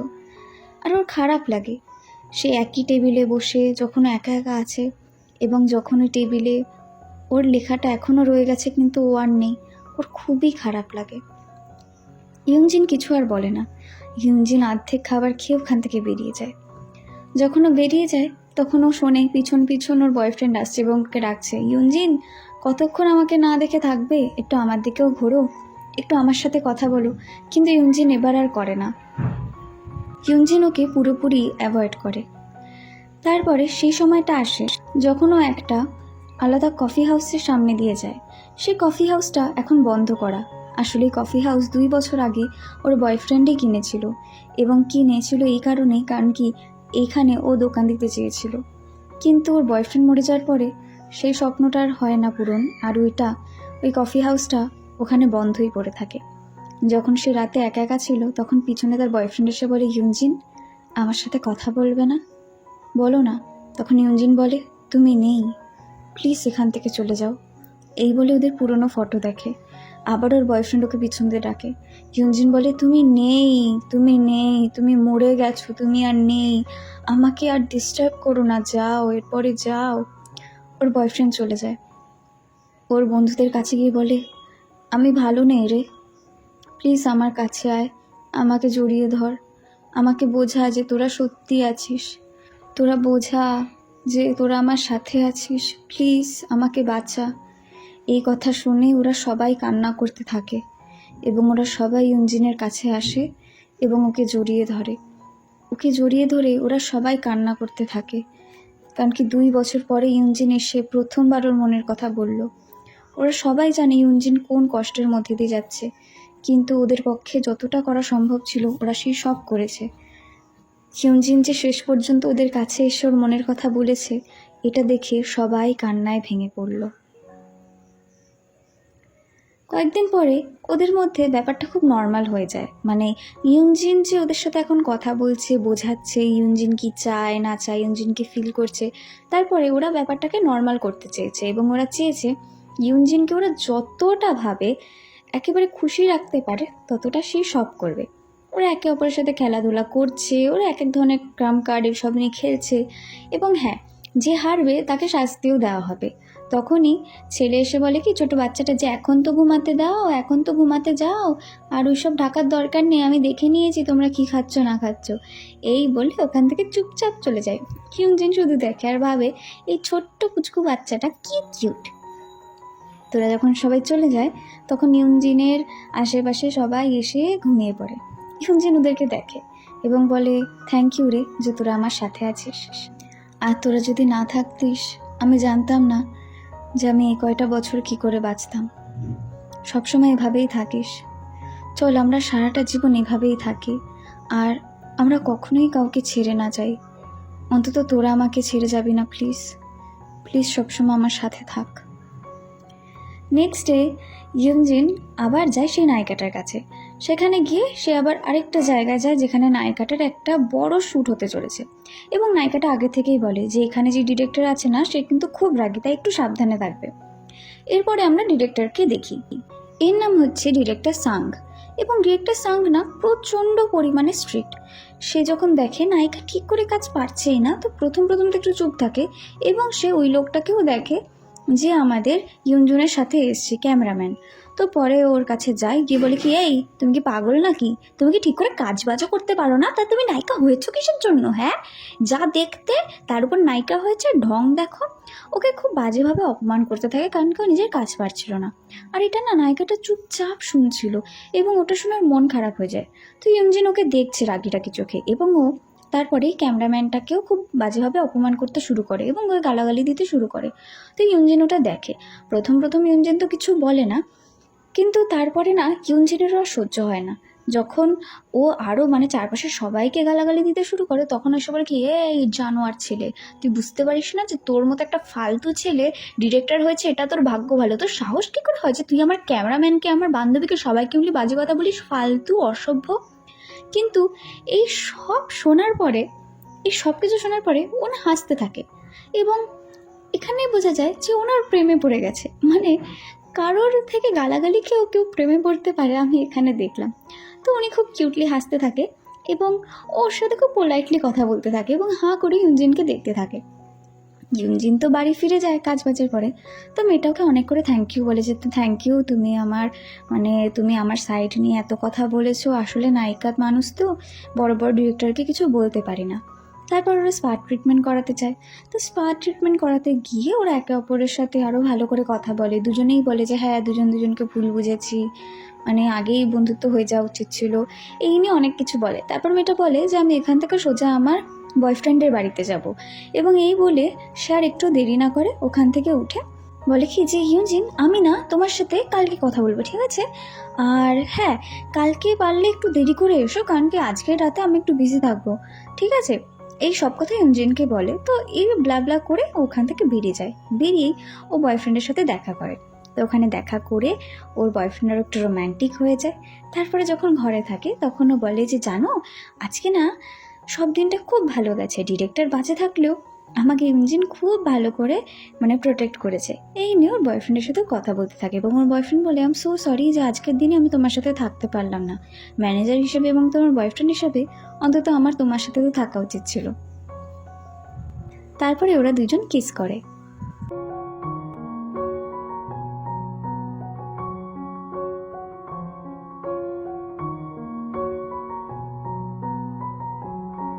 ওরা তো ওদের মতো বেঁচে ছিল। ওইদিকে ইউনজিন যখন বাড়ি ফিরছে তখন একজন হোমলেস আন্টিকে সে দেখে, এবং ওই আন্টি ওকে বলে কি, অনেকক্ষণ ধরে না আমি কিছু খাইনি, আমাকে কিছু খেতে দেবে? ইউনজিন বলে, হ্যাঁ কি খাবে বলো, কিছু অর্ডার করে দেবো, কি খাবেন আপনি বলুন? উনি বলেন আইসক্রিম খাবো। ইউনজিন তাই করে। ইউনজিন ওনাকে আইসক্রিম কিনে দেয় এবং আইসক্রিমের দামও দিয়ে দেয়, আর কয়েকটা আইসক্রিম এক্সট্রা সে বাড়ির জন্য নিয়ে যায়। এখান থেকে একটা জিনিস দেখতে পারি যে ইয়ুনজিন মেয়েটা না খুব ভালো, সে লোকের জন্য প্রচণ্ড ভাবে। আর বাকি যে আইসক্রিমটা ও নিয়ে গেছিলো, সেই আইসক্রিমগুলো ওর বান্ধবীদের মধ্যে ভাগ করে দেয়, এবং সবাই এটা নিয়েই ডিসকাস করে যে কার দিন কেমন গেছে, কেমন যায়নি। আর এইভাবে সেই দিনের রাতটা ওরা তিনজনে কাটায় হ্যাপিলি। ইয়ঞ্জু ফ্লোরে পড়া টুথপেস্টকে ভালো করে দেখছে আর ওকে হাত দিয়ে ছুঁয়ে ছুঁয়ে কিছু একটা বোঝার চেষ্টা করছে। ও কি ভাবছিল না ভাবছিল সেটা তো আমরা তখন বুঝতে পারি না, আর ওর পরিবারের লোকজন ওর দিকে হা করে তাকিয়ে থাকে। এরপর ওখান থেকে অফিসে চলে যায়। অফিসে গিয়ে ওর মুডটা প্রচণ্ডই খারাপ থাকে আজকে, কিন্তু যখন ও ফিরে দেখে ওর পিছনেই দেখে ওর দিকে তাকিয়ে আছে ওর বয়ফ্রেন্ড। ওর বয়ফ্রেন্ড ওর দিকে তাকিয়ে হাসে, কিন্তু পরক্ষণেই ওর বয়ফ্রেন্ড আর ওখানে থাকে না। ওর মুড খুব খারাপ হয়ে যায়। ও এখন ভাবে যে আজকাল তো খুব কম সময়ের জন্য ও নিজের বয়ফ্রেন্ডকে দেখতে পায়। তারপরে তাও সেই বাজে মুড নিয়ে সে এই নায়িকার কাছে চলে আসে, এবং ডকুমেন্টারিতে যেরকম হয় আর কি, নায়িকা একটা জীবনে কি করছে না করছে, তার দিন কিভাবে চলে, সে ফ্যান্সদের কত ভালোবাসে, সেই নিয়ে সে এর সাথে আরও কথা বলতে থাকে। নায়িকা বলে যে এই জীবনটা ওর ভালোই লাগে, তবে আরও ভালো হতো যদিও একটু ফ্রি টাইম কাটাতে পারত। তারপর কাজ শেষে সবাই আবার বাড়ি ফিরে আসে। বাড়ি ফিরে এসে কার দিন কেমন গেল না সেই নিয়ে সবাই কথা বলে। তখন ইয়ঞ্জু বলে যে আমার মনে হয় যে আমাদের সবাইকে না একটু ঘুরতে যাওয়া উচিত, আমরা একটু বেশি বাড়ি থাকছি না। ওদের খাওয়া দাওয়ার পরে সবাই সবার মতো ঘুমাতে চলে যায়। ইয়ঞ্জু একটু রাত করে জেগে তারপরে ফ্রেশ হয়ে সেখান থেকেও এক একটা রুমে গিয়ে ওর বান্ধবীদের চেক করে। একটা জায়গায় গিয়ে দেখে দংজু এবং তার ছেলে খুব ঘুমাচ্ছে, আর অন্য একটা জায়গায় গিয়ে দেখে অন্য একটা রুমে সে যখন উঁকি মারে তখন সে দেখে যে ইউনজু মুখে ফেস মাস্ক লাগিয়ে ঘুমিয়ে পড়েছে। আর তারপর সে চুপচাপ নিজের ঘরে চলে যায়। সে যখন নিজের ঘরে ছিল তখন তার ভাই নক করে তার ঘরে ঢোকে এবং ঢুকে সে দেখে যে তার দিদি চুপচাপ ল্যাপটপ নিয়ে ঘাটাঘাটি করছে। তার দিদি তাকে কিছুই বলেনি, কিন্তু সে তার দিদির পাশে বসে এবং বসে বলে, দিদি, আমার কিন্তু শুধু তুইই আছিস। ওর দিদি বলে, কেন, আমি কেন? তোর তো বাবা মা ইঞ্জু দংজু কত আছে। বলছে, না দি, আমার শুধু তুইই আছিস রে। শোন না, একজন সাইকিয়াট্রিস্ট আছে, প্লিজ ওকে দেখা এবং প্লিজ ঠিক হয়ে আয়, আমি তোকে হারাতে চাই না। এই কথা শুনে ইউনজু ওকে একেবারে জড়িয়ে ধরে এবং বলে, ভাই তুই চিন্তা করিস না, আমি ওনাকে দেখাবো, ওই ডক্টর দেখিয়ে আমি একদম ঠিক হয়ে যাব। আর আমি একদমই এমন কিছু করব না যাতে আমি তোর থেকে আলাদা হয়ে যাই। যেমন কথা তেমন কাজ। ওর চলে যায় সাইকিয়াট্রিস্টের কাছে। ওনার সাথে দেখা করে একে অপরকে ওরা হাই হ্যালো বলে। ইউনজু নিজের নাম বলে, ডক্টর নিজের নাম বলেন। ডক্টর বলেন যে আমি কিন্তু তোমার ব্যাপারে তোমার ভাইয়ের থেকে অনেক শুনেছি, আর তুমি এত সময়ের পরে আমার কাছে এসছো, ভালোই করেছো। বলো তোমার কী নিয়ে প্রবলেম, তুমি কি বলতে চাও বলো। তখন ইউনজু বলে, আমার বয়ফ্রেন্ড হয়তো 2 বছর আগে মরে গেছে। মরার আগে শুধুমাত্র একবারের জন্য তার বাবা মা তাকে দেখতে এসেছিল। ওর ক্যান্সার ছিল, আর যখন ওর বাবা মা ওকে দেখতে এসেছিল ও ঘুমিয়ে যাওয়ার ভান করে অনেক লম্বা সময়ের জন্য। তারপর ওর শরীর আরও খারাপ হয়ে যায়, আরও অনেক অন্তত 1-2 মাসের জন্য ও চোখ খোলে না। তারপর একদিন রাতে ওর হঠাৎ করে চোখ খুলে, এবং সে যখন চোখ খুলে আমার দিকে তাকায়, আমি বুঝতে পারি না ও আমাকে কি বলতে চায়। আমি ভেবেছি যে এখন ডক্টরকে ডাকবো, কিন্তু ডক্টরও ডাকতে দেয় না, ও আমার হাত ধরে থাকে। তারপরে আমি ওর পাশে না ঘুমিয়ে পড়ি। আমি ওই সময় ওর জন্য ওটাই করতে পারতাম। আমি ওকে বলি যে আমি ওকে খুব ভালোবাসি। ওর কথা বলতেও খুব কষ্ট হচ্ছিল। তারপরে সেবারই আমি ওকে শেষবারের মতো দেখি। আমি সেবার খুব কান্না করেছি সেদিন, কিন্তু তারপরে কোনো দিন আর কান্না করতে পারিনি। আমি আমি ওকে খুব মিস করি। এই তো সেই দিনই ফ্লোরে টুথপেস্ট পড়ে গেছে, সেটা আমি ধরে ধরে দেখছিলাম। আমি বুঝতে চাইছিলাম ওটা ওখানে আদতেও আছে নাকি যেরকম আমি আমার বয়ফ্রেন্ডকে সব জায়গায় দেখি ওটা আমার ইলিউশন, আসলে টুথপেস্টটাও নেই, হয়তো আশেপাশে কিছুই নেই, সব আমি ভুল ভাবছি। তখন ডক্টর বলেন, না তুমি ঠিকই ভেবেছো, এভাবেই তো তোমার ব্রেন তোমাকে সিগন্যাল দিচ্ছে যে তুমি রিয়ালিটিটাকে ফেস করো। তোমাকে না একটু কান্না করা উচিত, ঠিক আছে ইঞ্জিন? তুমি কান্না করলে, তোমার দুঃখের কথা লোকজনকে বললে, তাহলে দেখবে তোমার মন ভালো হয়ে যাবে।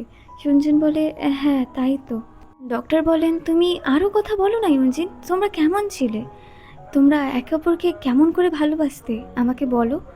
ইউনজিন তখন বলা শুরু করে, আমাদের মধ্যে পয়সা কড়ির কোনো সমস্যা ছিল না, ও আমাকে খুব ভালোবাসতো, তবে একটু একটু যা ঝামেলা হতো আর কি। ও আর আমি অনেক জায়গায় ঘুরতে যেতাম, আমাদের স্বপ্ন ছিল বিয়ে করার, কিন্তু কিছুই হলো না, হুট করে সব ভেঙে গেল। আর তারপর ও মরে গেল, আমি ওকে আশেপাশে দেখতে পাই, আমি ওর সাথে কথা বলি।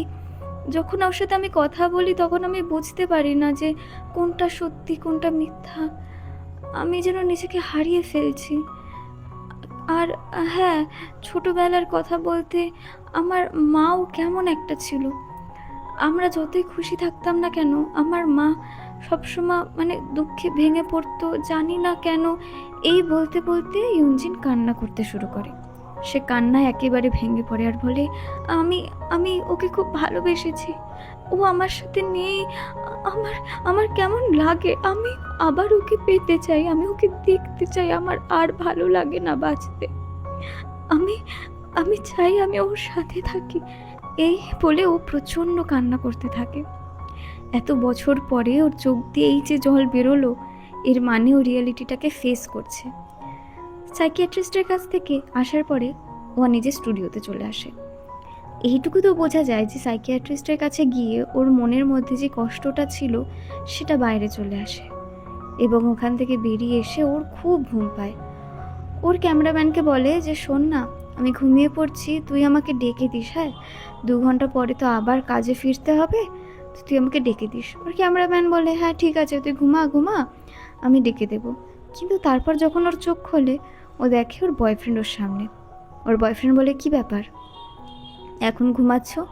সাইকিয়াট্রিস্টের কাছে গেছিলে, কান্নাকাটি করছো, তুমি আমাকে ভোলার চেষ্টা করছো? ইয়ঞ্জু কিছু বলে না। বলো না ইয়ঞ্জু, আমাকে ভোলার চেষ্টা করছো? এরপরে এই যে তুমি আমাকে বললে যে তুমি আমাকে সারা জীবন মনে রাখবে, তুমি যদি আমাকে মনে না রাখো তাহলে আমাকে আর কে মনে রাখবে? হ্যাঁ, এরপরে তুমি ঘুরবে ফিরবে, নাচবে গাইবে, নতুন ছেলে পটাবে, আর আমাকে আমাকে ভুলে যাবে? তুমি মরে যাও না কেন? ও বলে, তুমি তো চেয়েছিলে যে আমরা ভালো থাকি, তোমার মৃত্যুর আগেও তো তুমি আমায় বললে যে তুমি চাও যে আমি বেঁচে থাকি। মর, তুই মর, আমি চাই না তুই বেঁচে থাক, তুই মর। এই বলে ওর উপর হামলা করে দেয় এবং বলে, তুই মর, তুই মরে যা, তুই তারপরে আমার হয়ে যা, ঠিক আছে? তুই না মরলে কিন্তু আমরা এক হতে পারবো না, তুই মর, তোকে আমি কিছুতেই নিজেকে ভুলতে দেবো না, তুই চাস তুই ভুলে যাস না, ভুলতে দেবো না, তুই শুধু আমার, শুধু আমার। এই বলতে বলতে তার ঘুম ভেঙে যায়। সে যখন দেখে, চোখ খুলে, তখন তার সামনে ক্যামেরাম্যান থাকে, অন্য কেউ না। সে এত অস্বস্তিতে পড়ে যে সে বাইরে বেরিয়ে যায়। তখন সে দেখে রাস্তার ওই পারে তার মৃত বয়ফ্রেন্ড ওর সাথেই হাঁটছে এবং দেখে বোঝা যাচ্ছে ও খুবই রেগে আছে ইয়ঞ্জিনের উপরে, কারণ কেউ তাকে ভুলতে যে চেয়েছে। আর তখনই ইয়ঞ্জুন একজনের সাথে ধাক্কা খায় এবং মাটিতে পড়ে যায়। আর তারপরে ওই ছেলেগুলো ওকে প্রচণ্ড ডিস্টার্ব করতে থাকে, ওকে মারে ধরে, ওর বুকের কাছে একটা জোরে ঘুষি মারে, আর ওকে ওই অবস্থা থেকে বাঁচায় এই ডিরেক্টর। তো ডিরেক্টর যখন আসে আর ওকে বাঁচায় আর পুলিশ ডাকে, তখনও কিন্তু ইয়ঞ্জুনের অত কিছু যায় আসে না। ও দূরে দেখছে তার বয়ফ্রেন্ড কোথায়, সে বয়ফ্রেন্ডকে খুঁজেই যাচ্ছে। একবার দেখতে পেয়ে সে আর তাকে সে গলিতে দেখতে পায় না এবং তারপর না সে একেবারে চুপ করে যায়। যখন তারা পুলিশ স্টেশনেও পৌঁছায় গুন্ডাদের সাথে, তখনও সে চুপ থাকে প্রথমের দিকে। আর তারপরে পুলিশ জিজ্ঞাসাবাদ শুরু করে যে কে কাকে মেরেছে, কি হয়েছে না হয়েছে, সিসিটিভি ফুটেজ চেক করে। তারপরে যখন দেখে যে ইয়ঞ্জিনের গলার নিচে প্রচণ্ড জোরে ঘুষির দাগ, তখন সে ইয়ঞ্জিনকে ওখান থেকে ছেড়ে দেয় এবং বলে গুন্ডাদের যে তোদের তো অবস্থা খারাপ, এবার মেয়ের উপর হাত তুলেছিস তো দেখ, 6-7 মাসের জেল হয়ে যাবে তোদের। তারপরে আর কি, ওদেরকে রেখে ওরা দুইজন ওখান থেকে বেরিয়ে আসে। আর তখন ডিরেক্টর বলে, আরে তুমি সে না, ওই যে, হ্যাঁ তুমি ডকুমেন্টারি করো না, হ্যাঁ তুমি তো ওই নায়িকাটা ডকুমেন্টারি করো। বলছে, হ্যাঁ আসলে কালকে আমার আপনার সাথে অ্যাপয়েন্টমেন্টও আছে, তো কালকে দেখা হবে, হ্যাঁ, আর আজকের জন্য থ্যাংক ইউ। এই বলে সে বাড়ি চলে যায়। বাড়ি গিয়ে দেখে অন্য কিছুই একটা ঘটে চলেছে। এই যে আমাদের জঞ্জু আছে, সে দংজু তার ভাই সবাইকে নিয়ে ওকে নিয়ে বসে বলছে যে আমার বয়ফ্রেন্ডের সাথে আমার প্রচণ্ড ঝামেলা হয়ে গেছে, এবার আমি কি করব তোরা বল। তো আমাদের ইয়ঞ্জু বলে, আরে এত চিন্তা করার কি আছে, ঝামেলা আছে তো হতেই থাকে, এটা নিয়ে এত ভাবিস না। তো ইয়ঞ্জু বলে, না আমি দেখ আমি ওকে খুব ভালোবাসি আর দোষ আমার। তো বলে, তো দোষ যখন তোর, তা তুই সরি বলে দে। এই নিয়ে ওরা কথা বলে। আর পরের দিন যখন ও কাজ করতে যায়, তখন ও কাজ করতে গিয়ে ওর 2 বান্ধবীকেও নিয়ে যায়। আর ওই কলেজেই ওদের যে স্কুল ছিল, সেই স্কুলেই যেহেতু এই নায়িকাও পড়তো, তো সবাই সবাইকে চেনে, সবাই সবার সাথে একটু কথা বলে, হাই হ্যালো করে। তারপরে ওরা যে যার মতো কাজে বেরিয়ে যায়। ও চলে আসে ডাইরেক্টরের কাছে এসে সে তার ভিডিও করে এবং তার ব্যাপারে জানতে, কারণ কি ডকুমেন্টারিতে নায়িকার আশেপাশে যারা যারা আছে তাদের সবাইকে নিয়েই ওর যত কাজ, তো কথা বলে এবং কাজ বাজের শেষে ওরা দুইজনে মিলে ওখানে ড্রিঙ্কস করতে করতে একে অপরের সাথে কথা বলে। উনি বলে যে আমার না এর স্বাদটা খুব পছন্দ। তারপর উনি অনেক কিছু নিয়ে কথা বলে আর ওরা দুইজন অনেক লম্বা টাইমের পরে একে অপরের সাথে একটু টাইমটা স্পেন্ড করে। আর টাইম স্পেন্ড করে সত্যি কথা বলতে গেলে আমাদের ইয়ঞ্জুনের ভালোই লাগে। এমনি তোর বয়ফ্রেন্ডের পরে কখনোই কোনো ছেলেকে পছন্দ করেনি, কিন্তু কেন যায় না, যখনই ও এর পাশে বসে তখন তার মুখে একটা হাসি ফুটে থাকে। যতই সে হাসি গোপন করার চেষ্টা করুক না কেন, তার মনে মনে একটা আলাদা প্রসন্নতা থাকে যে না, এই লোকটা খুব ইন্টারেস্টিং, এই ওই। আর এই লোকটাকেও দেখে বোঝা যায় যে ইয়ঞ্জিনের থেকে সে এবার বকা খাওয়ার পরে এ তো ইয়ঞ্জিনকে পছন্দ করেই ফেলেছে। যখন ইয়ঞ্জিন এই নিয়েই তার আরও কালিগসদের সাথে কথা বলছিল, তখন মেয়েটা বলে, আরে ছেলেটা তো হ্যান্ডসাম আছে, আর এটা না আমার টাইপেরই। আর এই শুনে না ক্যামেরাম্যান একটু রেগে যায়, একটু জেলাস ফিল করে।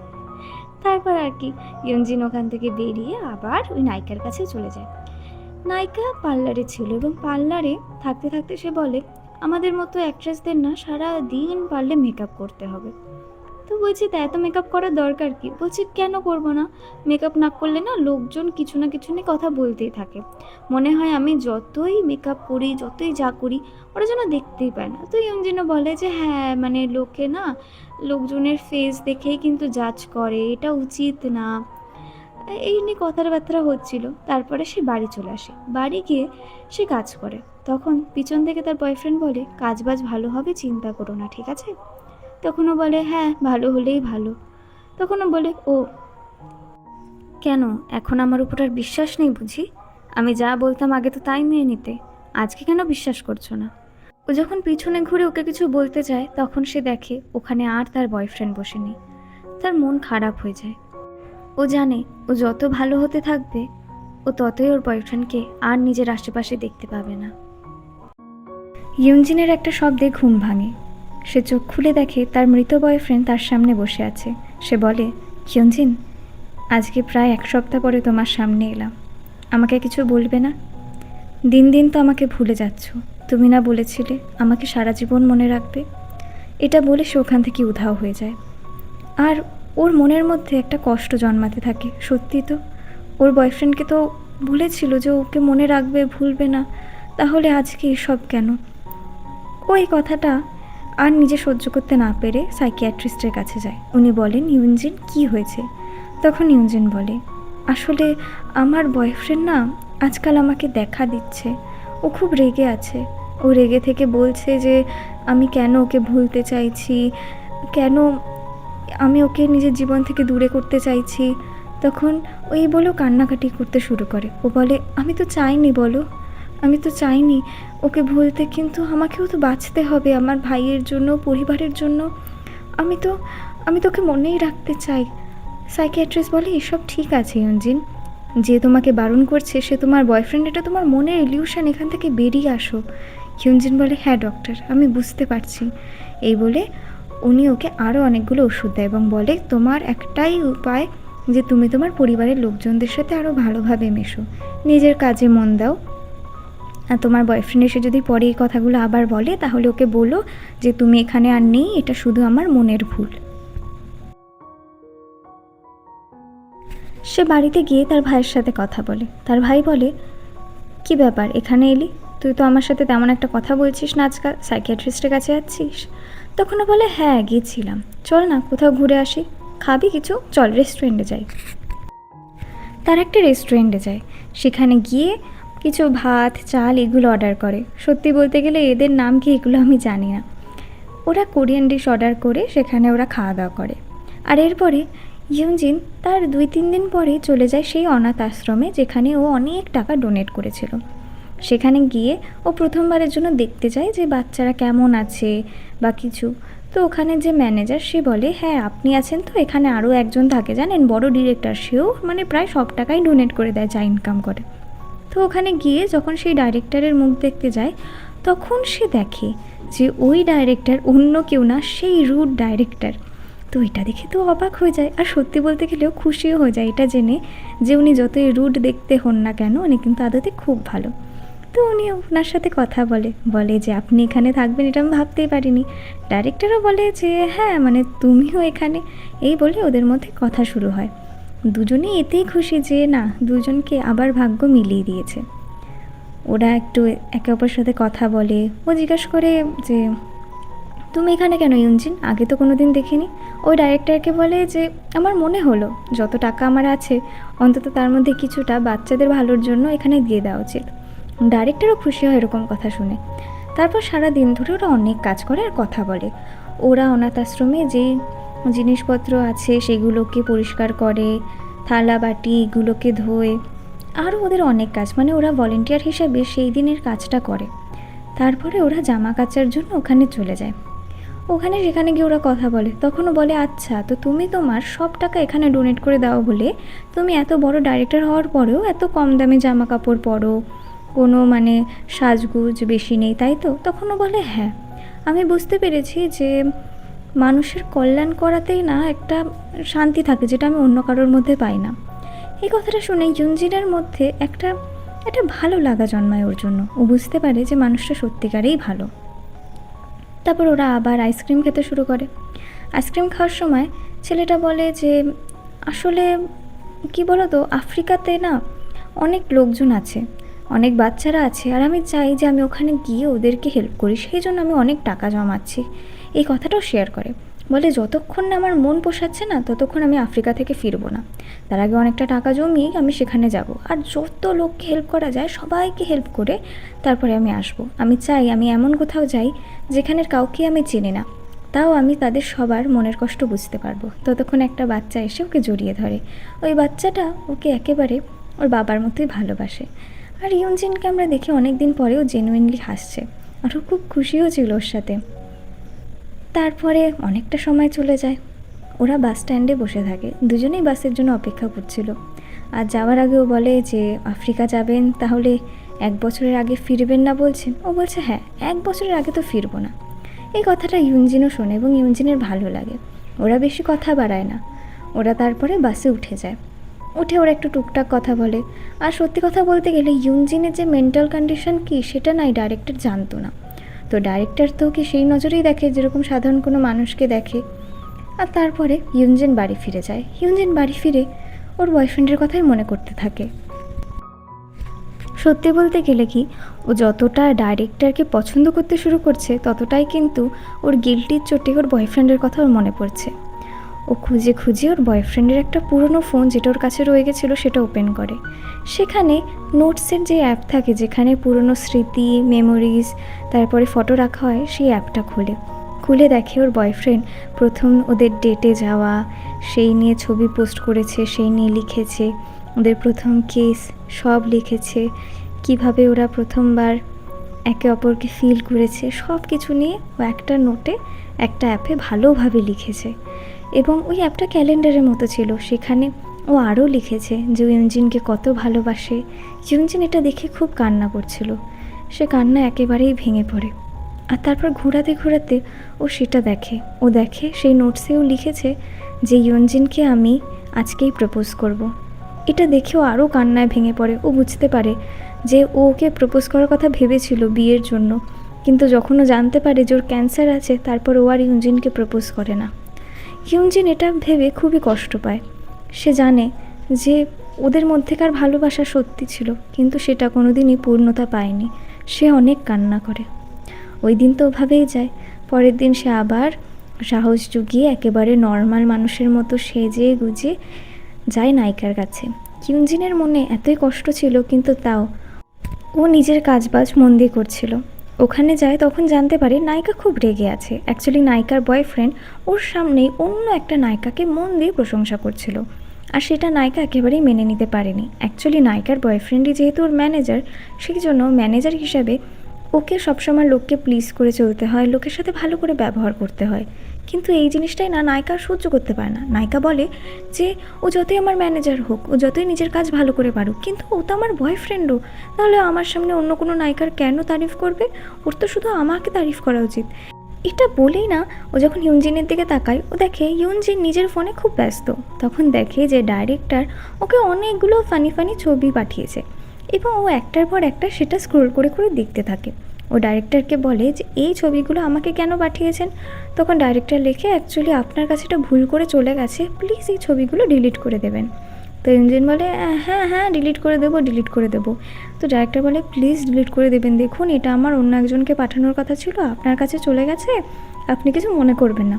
তো ইয়ুনজিন শয়তানি করে লেখে যে হ্যাঁ হ্যাঁ ডিলিট করে দেবো, কিন্তু ইয়ুনজিন কিন্তু সেটা ডিলিট করে না এবং ওর মুখে একটা হাসি যে ছড়াচ্ছে সেটা আমরা জানতে পারি। এই হাসিটা ওর বান্ধবী নায়িকাও দেখে এবং নায়িকা দেখে বলে কী ব্যাপার ইয়ুনজিন, তুমি কি দেখছো? এই বলে ওর কাছ থেকে ফোনটা নিয়ে নেয় এবং ফোন নিয়ে ও চেক করে যে আচ্ছা, তো এখন তুমি ওই ডাইরেক্টরের সাথে কথা বলছো না কি? ওকে তোমার ভালো লেগেছে, কিন্তু আমার তোকে খুব রুড লাগে। তো ও বলে যে না, ডাইরেক্টর রুড না, ভালো মানুষ, তুমি ওকে বেশ ঠিক করে চেনো না। ও বলছে আচ্ছা, তাহলে কি এখন তোমার থেকে আমার ওকে চিনতে হবে?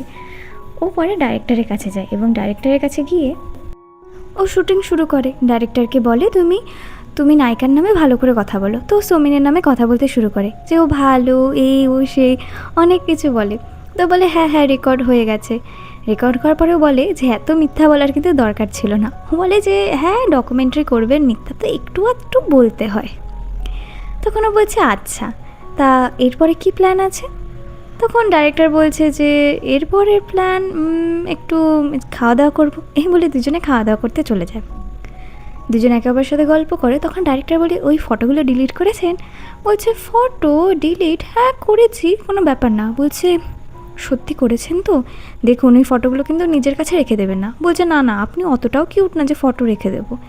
এই বলে ওদের মধ্যে হাসি ঠাট্টা হতে থাকে। তখনও আবার জিজ্ঞেস করে যে আফ্রিকার কথা যেটা বলেছিলেন সেখানে কি মানে খুব তাড়াতাড়ি যাচ্ছেন? বলছে তাড়াতাড়ি হ্যাঁ মনে হচ্ছে তাড়াতাড়ি যাব। ও বলে যবে যাবেন তার আগে আমার সাথে দেখা করে যাবেন, হুট করে কিন্তু উধাও হয়ে যাবেন না। ও বলছে দেখা কেন, আমার সাথে আবার দেখা করতে ইচ্ছা করছে, ঠিক আছে দেখা করে যাব, সে নিয়ে চিন্তা করবেন না। কারণ কি একবার দেখা করে যাওয়ার পরে কিন্তু আমার আসতে অনেক টাইম লেগে যাবে। ও বলছে হ্যাঁ সে তো বুঝলাম, ঠিক আছে। এই বলে না ওকে ফটোগুলো দেখায় যে দেখুন আপনার এই যে ফটোগুলো এগুলো সব আমি কিন্তু ডিলিট করে দিলাম, ঠিক আছে, আপনি কিন্তু ভাববেন না। তখন ডাইরেক্টর খুব লজ্জা পায়।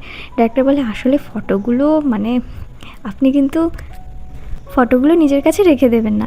এই বলার পরেই কিন্তু ওখান থেকে চলে যায় এবং যাওয়ার আগে একটা হাসি দেয় এবং ওখানে লেখে যে হাহা ডাইরেক্টর, এরকম করে ওই হাসির ইমোজিগুলো দেয়। তো লাস্টে ওদের এই কথাটাই হয়। তারপরে ওখান থেকে চলে যায়। এরপর দেখি যে আমরা জিনজুয়ের জীবনে কি চলছে। জিনজু তো ওর জীবনে বিন্দাস চলছে। ওর এক্স বয়ফ্রেন্ড যেমনই হোক না কেন এই বয়ফ্রেন্ডের সাথে খুব ভালো আছে। ওর বয়ফ্রেন্ড কাজের মধ্যেও ওর জন্য লুকিয়ে লুকিয়ে টাইম বের করে এবং ওর সাথে গল্প করে। আর এখন আমরা দেখব দংজুয়ের ব্যাপারে। তো দংজুয়ের ব্যাপার কি বলবো, যেখানে জিনজু ওর লাইফে একদম মানে খুব ভালো আছে, ওর মধ্যে কনফিডেন্স ফিরে এসছে, সেখানে কিন্তু দংজুয়ের লাইফ একদম উল্টো চলছে। দংজুয়ের এক্স যে হাজব্যান্ড সে তার কাছে আসে এবং এসে একটা বাড়ি দেখায়, বলে এই বাড়ি দেখছো, এই বাড়ি আমি কিনেছি এবং এই বাড়িতে আমি চাই একটা নতুন জীবন শুরু করতে। হ্যাঁ তোমার সাথে না, কিন্তু আমার ছেলের সাথে। আমি চাই যে আমার যে নতুন ওয়াইফ হবে সে আর আমি মিলে তোমার ছেলেকে মানে আমাদের ছেলেকে আমরা সামলাই। তো আমি চাই তুমি আমাকে আমার ছেলে দিয়ে দাও। আর আমি জানি না তুমি কত টাকা ইনকাম করো, কিন্তু আমার মতো তো এত বড় সেলিব্রিটি হতে পারো নি। তো বলছে তোমার মতো সেলিব্রিটি তুমি কি ওর সাথে ছিলে? জন্মের পরে তো ওকে ছেড়ে চলে গেছো, আর এখন তুমি এসছো টাকা ইনকাম করে এমন বড় হয়ে গেছো নাকি যে একটা মায়ের থেকে তার সন্তান ছেড়ে নেবে? তুমি যা ইচ্ছা করো, আর আমি কখনোই তোমার সাথে দেখা করতে চাই না। আর নাই আমি এটা শুনতে চাই যে তুমি আমার থেকে আমার ছেলেকে কেড়ে নেবে। আমি যেভাবেই থাকি আমি ওকে ভালোভাবে মানুষ করব, আর তোমার দরকার নেই। তোর বয়ফ্রেন্ড ওকে বোঝানোর চেষ্টা করে, দেখো আমি কিন্তু অনেক টাকা ইনকাম করে ওকে ভালো স্কুলে দিতে পারবো, ওর কেরিয়ার আমি করে দেবো, একটা সেলিব্রিটির ছেলে হবে, তুমি বুঝতে পারছো না কত ভালো কিছু হতে পারে। কিন্তু সেখানে দংজু এত কান্না করতে থাকে যে সবাই ওটা দেখে নেয়, আর তারপর সে ওখান থেকে বেরিয়েও যায়। সে সোজা তার বান্ধবীদের কাছে আসে এবং ওর বান্ধবীকে বলে যে এটা কি করা ঠিক হবে যদি ওর বাবার কাছে ওকে দিয়ে দিই। এই শোনে না অন্তত জিনজু খুব রেগে যায়। জিনজু বলে তোর ছেলে আমাদেরও কিছু হয়, হ্যাঁ এবার হুট করে আমাদের থেকে ডিসাইড না করে তুই ওর বাবার কাছে ওকে দিয়ে দিতে চাইছিস। আর বাকিরাও খুব রেগে যায়, ইনফ্যাক্ট ওদের যে ভাই আছে ওরাও রেগে যায়। ও বলে যে তুই এটা কী করে করতে পারিস দিদি, তুই তো একটা জিনিস ভাববি যে তোর ছেলের জন্য কি ভালো, টাকা পয়সায় কি সব, আমরা তো সবাই মিলে তোর ছেলেকে মানুষ করছি, আর তুই এরকম ভাবছিস। তখন ও বলে যে দেখ ও যাই হোক না কেন ও কিন্তু আমার ছেলের বাবা, তুই ওদের নামে এরকম করে বলিস না, ঠিক আছে, আর দেখ ও মানে ও কিন্তু আমার ছেলেকে ভালো করে রাখতে পারবে। তো সবাই এই ব্যাপারটা শুনে রেগে যায়, বলে কি যে তুই দেখ যদি আমার ছেলেটা ওর কাছে গিয়ে ভালো থাকে, ভালো মানে লাইফ পায় তাহলে তো এটা ভালো। কিন্তু জিনজু ওকে গিয়ে সোজা মানে ওর সাথে ঝগড়া করবেই। ওইদিকে ওকে ইউনজন বলছে আরে তুই থেমে যা, বস বস বস। তারপরে না ও একটু শান্ত হয়, তারপর শান্ত হয়ে বলে যে হ্যাঁ তুই ঠিক বলছিস, আমার না ওকে ওর কাছে না আমার ছেলেকে দেওয়াই উচিত না। তো লোকে বলে কি হ্যাঁ এতক্ষণ তো তুই বলছিলিস যে তোর ছেলেকে তোর বরের কাছে দেওয়া উচিত, এখন দেওয়া উচিত না, মানে তুই কি পাগল হয়ে গেছিস? ইউনজুও বলে যে হ্যাঁ তুই কি পাগল হয়ে গেছিস, তোর মধ্যে চলছেটা কি? তখনও বলে আসলে মানে আমি মানে একটু মানে প্র্যাঙ্ক করলাম তোদের সাথে, অবশ্যই আমার ছেলেকে কেন ওর কাছে দেবো, জাস্ট দেখছিলাম যে তোরা কি মনে করিস। তখন বলে আচ্ছা তুই এখন এত বড় শয়তান হয়েছিস যে তুই আমাদের সাথে এখন প্র্যাঙ্ক করবি। এই বলে ওরা সবাই হাসাহাসি করে, আর এখানেই এপিসোড শেষ হয়। সে একেবারেই রাতে ঘুমাতে পারছে না, কারণ কি যখনই সে ঘুমাচ্ছে তখনই তার এক্স বয়ফ্রেন্ডের কথা তার মনে পড়ে যাচ্ছে। আর ওইদিকে তার ভাইও পাশের ঘরে বসে বসে টিভি দেখছিল, কিন্তু ওরও ঘুম আসছে না। পরের দিন সকালেই দেখি যে আমাদের যে জিঞ্জু আছে সে তার বয়ফ্রেন্ডের সাথে কথা বলছে। তারা দুজনেই ডিসকাস করছে যে তারা যে মুভিটা বানাতে চলেছে সেই মুভিটাকে ঠিক কেমন হওয়া উচিত, এবং সেইটা করছে। এবং অফিসের বাইরে যে ছোট ছোট টমেটো হয়েছে সেটাও তার গার্লফ্রেন্ডের জন্য পেরে এনেছে, কারণ কি ওর গার্লফ্রেন্ডের ছোট ছোট টমেটো খুব কিউট লাগে। আর তারা ব্যাং ব্যাং ব্যাং ব্যাং এরকম করে খেলাধুলা করছে।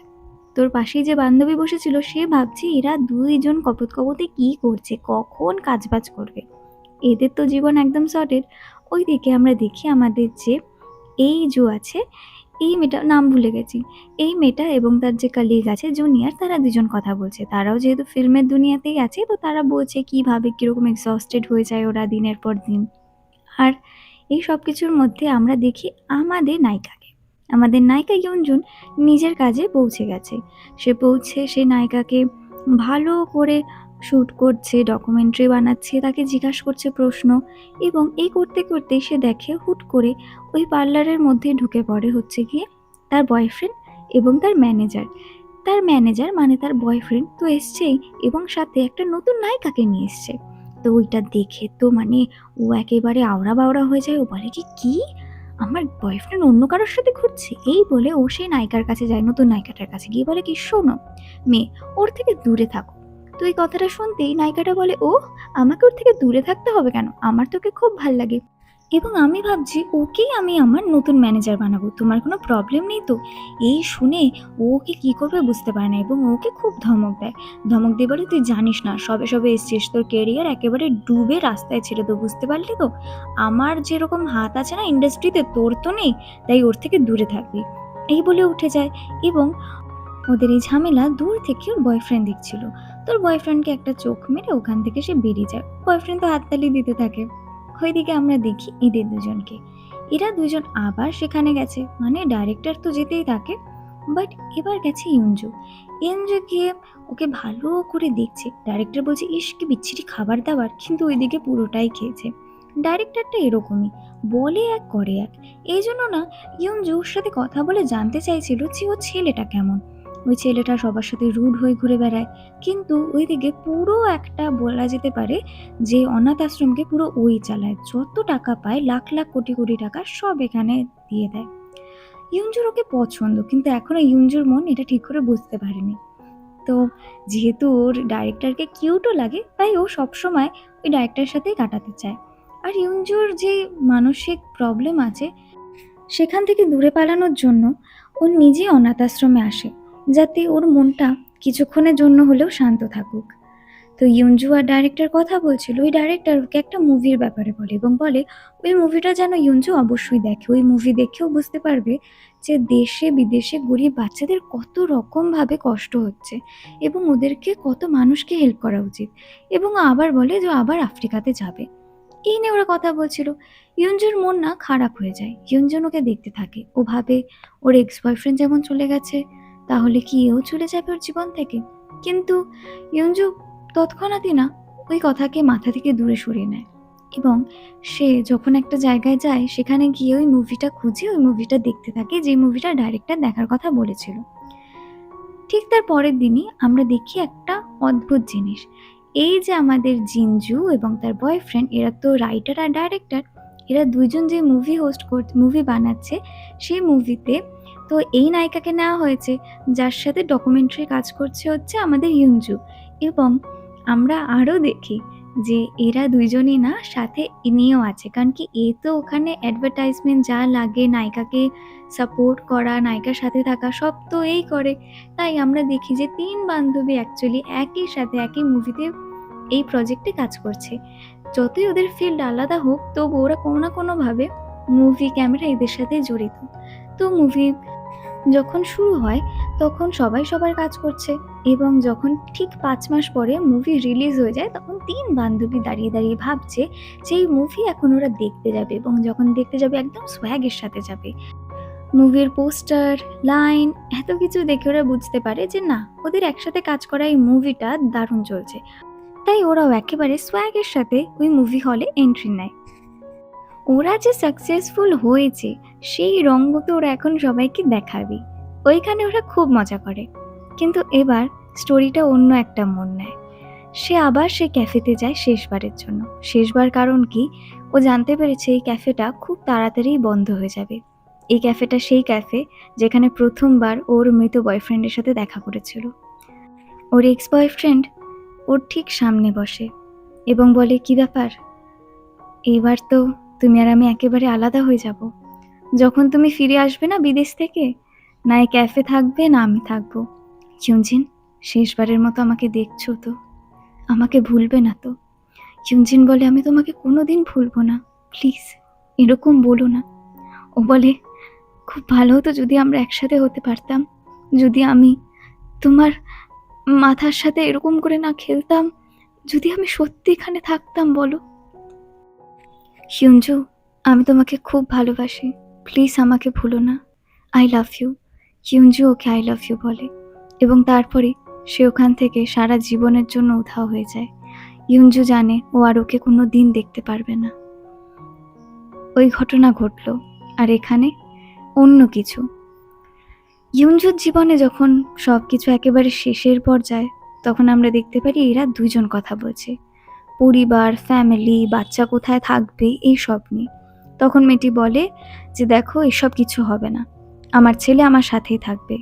ও যদিও বা ওকে বোঝানোর চেষ্টা করে যে তোমার ছেলে আমার সাথে বেশি ভালো থাকবে, কারণ কি আমি অনেক টাকা ইনকাম করি। তখন ও বলে, না প্লিজ এসব চলবে না, এবং আমার ছেলে থাকলে আমার সাথেই থাকবে। এত কিছুর পরেও ওর বর অনেক জোর করে। ওর বর মানতেই চাইছিল না যে ওর ছেলেকে ওকে সারা জীবনের মতো ছেড়ে দিতে হবে। কিন্তু যেহেতু মেয়েটা কোনো মতেই মানছে না, তারপর ওখানে এত সিন ক্রিয়েট হয় যে ওখান থেকে পুরোপুরি চলে যায়। তারপরে আমরা দেখি যে আমাদের ইউনজু, দংজু এবং জুনজু তিনজনে একটা জায়গায় এসছে। অ্যাকচুয়ালি ইউনজু আর দংজু মিলে জুনজুকে একটা বড় ফ্ল্যাট কিনে দিয়েছে এবং এখন থেকে আমাদের এই রাইটার এখানেই থাকবে। তো ও তো ওখানে শিফট করে যায় এবং ওখানে গিয়ে ওর বয়ফ্রেন্ডের সাথে লিভ ইন করা শুরু করে। কিন্তু তারপরও ওর বয়ফ্রেন্ড আর ওর মধ্যে একটু টুকিটাকি ঝগড়া ঝামেলাঝাটি তো চলতে থাকে। বলতে গেলে এরা কিন্তু খুব কিউট, বিশেষ করে এই ছেলেটা। এদের কেমিস্ট্রি আমার তো খুব ভালো লেগেছে। এদের ব্যাপারে বিশেষ কিছু তো বলার নেই, কোনো কমপ্লেক্সন নেই, একেবারে নর্মাল যেরকম গার্লফ্রেন্ড বয়ফ্রেন্ড হয় খুব সুইট, এরাও তেমনই খুব সুইট। এদের তো হয়ে গেল, এবার দেখব ইউনজুকে। ইউনজু এসেছে ডাইরেক্টরের কাছে। সে ডাইরেক্টরের সাথে এখানে আজকে লাস্ট বারের জন্য দেখা করছে, কারণ কি ইউনজু চলে যাবে বিদেশে এবং সেখানে গিয়ে ওর যে ডকুমেন্টারি আছে সেই ডকুমেন্টারিও করবে, নতুন একটা প্রজেক্ট, এবং ইউনজুর ফিরতে অন্তত 1 বছর তো লাগবে। আর যে ডাইরেক্টর আছে সেও ইউনজুকে বলে যে, হ্যাঁ ইউনজু তুমি তো যাচ্ছ, আমি তো এই তো পরের সপ্তাহতেই বেরিয়ে যাব। আমি আমি যাচ্ছি আফ্রিকা, যত টাকা জমানোর ছিল জমিয়েছি, কয়েক কোটি, এবং সেই টাকা আমি পুরোটাই আফ্রিকাতে যে মানুষদের, যে বাচ্চাদের টাকা পয়সার দরকার, খাবার দাবারের দরকার, আমি পুরোটাই ওখানে দেব। এই বলে ওদের মধ্যে কথা হতে থাকে। এবং আমি একটা কথা এখানে অ্যাড করতে চাই, যেটা নোটিস করার মতো, সেটা হচ্ছে আমাদের ইউনজুর মধ্যে একটা জিনিস পাল্টেছে, সেটা হচ্ছে ওর চুল। ওর বয়ফ্রেন্ড মরে যাওয়ার আগে ওকে বলেছিল যে তোমার চুল আমার পছন্দ না, একদমই ভালো না, কিন্তু তোমাকে দেখতে এত সুন্দর, সেই জন্য সব ঠিক আছে। এখন আমরা দেখছি যে ইউনজু নিজেকে ভালোবাসতে শুরু করেছে এবং ওর বয়ফ্রেন্ডের কথা মনে পড়ে ও নিজের চুলকে একটু ট্রিটমেন্ট দিয়ে ঠিকও করে নিয়েছে। জাস্ট বললাম আর কি। এবার আবার গল্পে ব্যাক করি। আমরা দেখি যে আমাদের যে ইউনজু এবং আমাদের যে ডাইরেক্টর দুজনই এখন বুঝতে পেরেছে দুজন দুজনকে পছন্দ করে। যদিও বা ইউনজু সারা জীবন বলেছে যে ও শুধুমাত্র ওর এক্স বয়ফ্রেন্ড দংহিকেই ভালোবাসবে, কিন্তু তাও ইউনজুর জীবনে নতুন মানুষ খুঁজে পেয়েছে। ওরা ডিসাইড করে ওরা ফেরত এসে আবার একে অপরের সাথে দেখা করবে।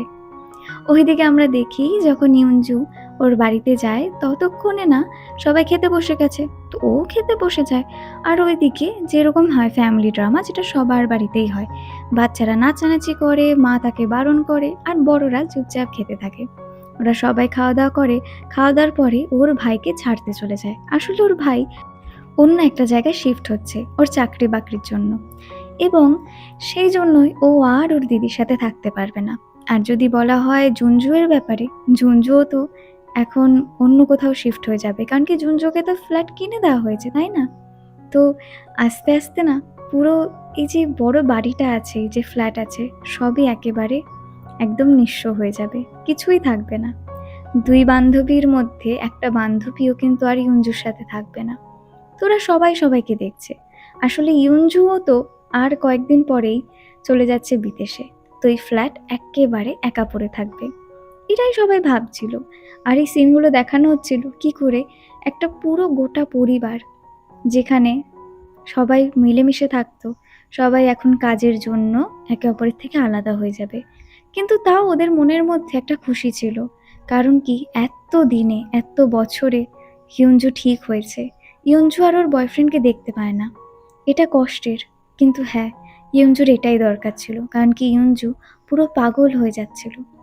আর এই পুরো কোরিয়ান ড্রামা এখানেই শেষ হয়ে যায়, এটাই এর লাস্ট এপিসোড ছিল। এবার আমি আমার কিছু কথা বলি।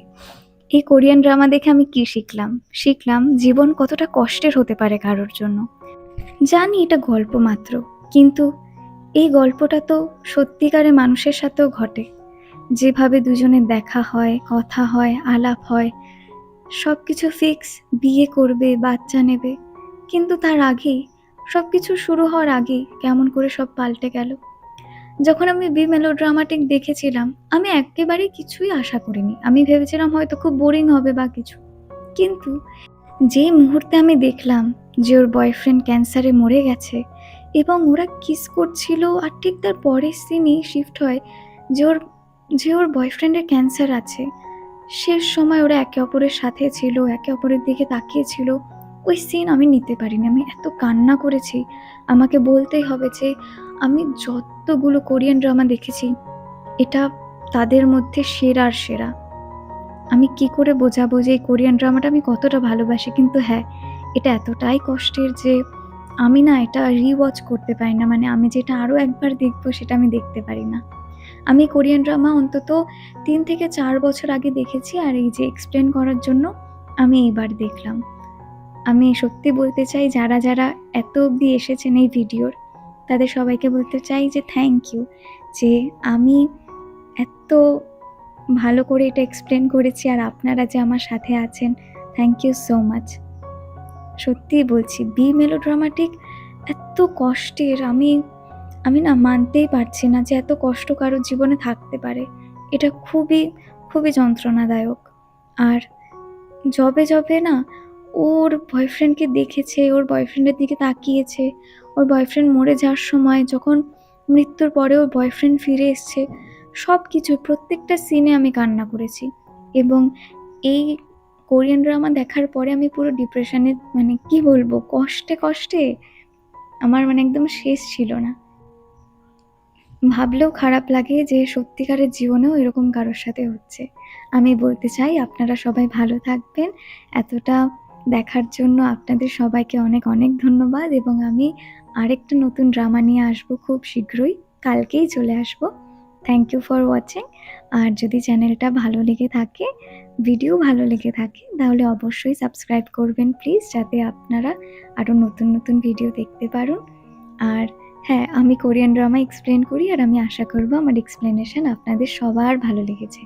ভালো লেগে থাকলে একটু কমেন্টে আপনাদের মতামত জানিয়ে দেবেন প্লিজ। আর এরপরে আমাকে কোন কোরিয়ান ড্রামা এক্সপ্লেন করা উচিত সেটা নিয়েও আমায় প্লিজ বলে দেবেন। Thank you for watching. By.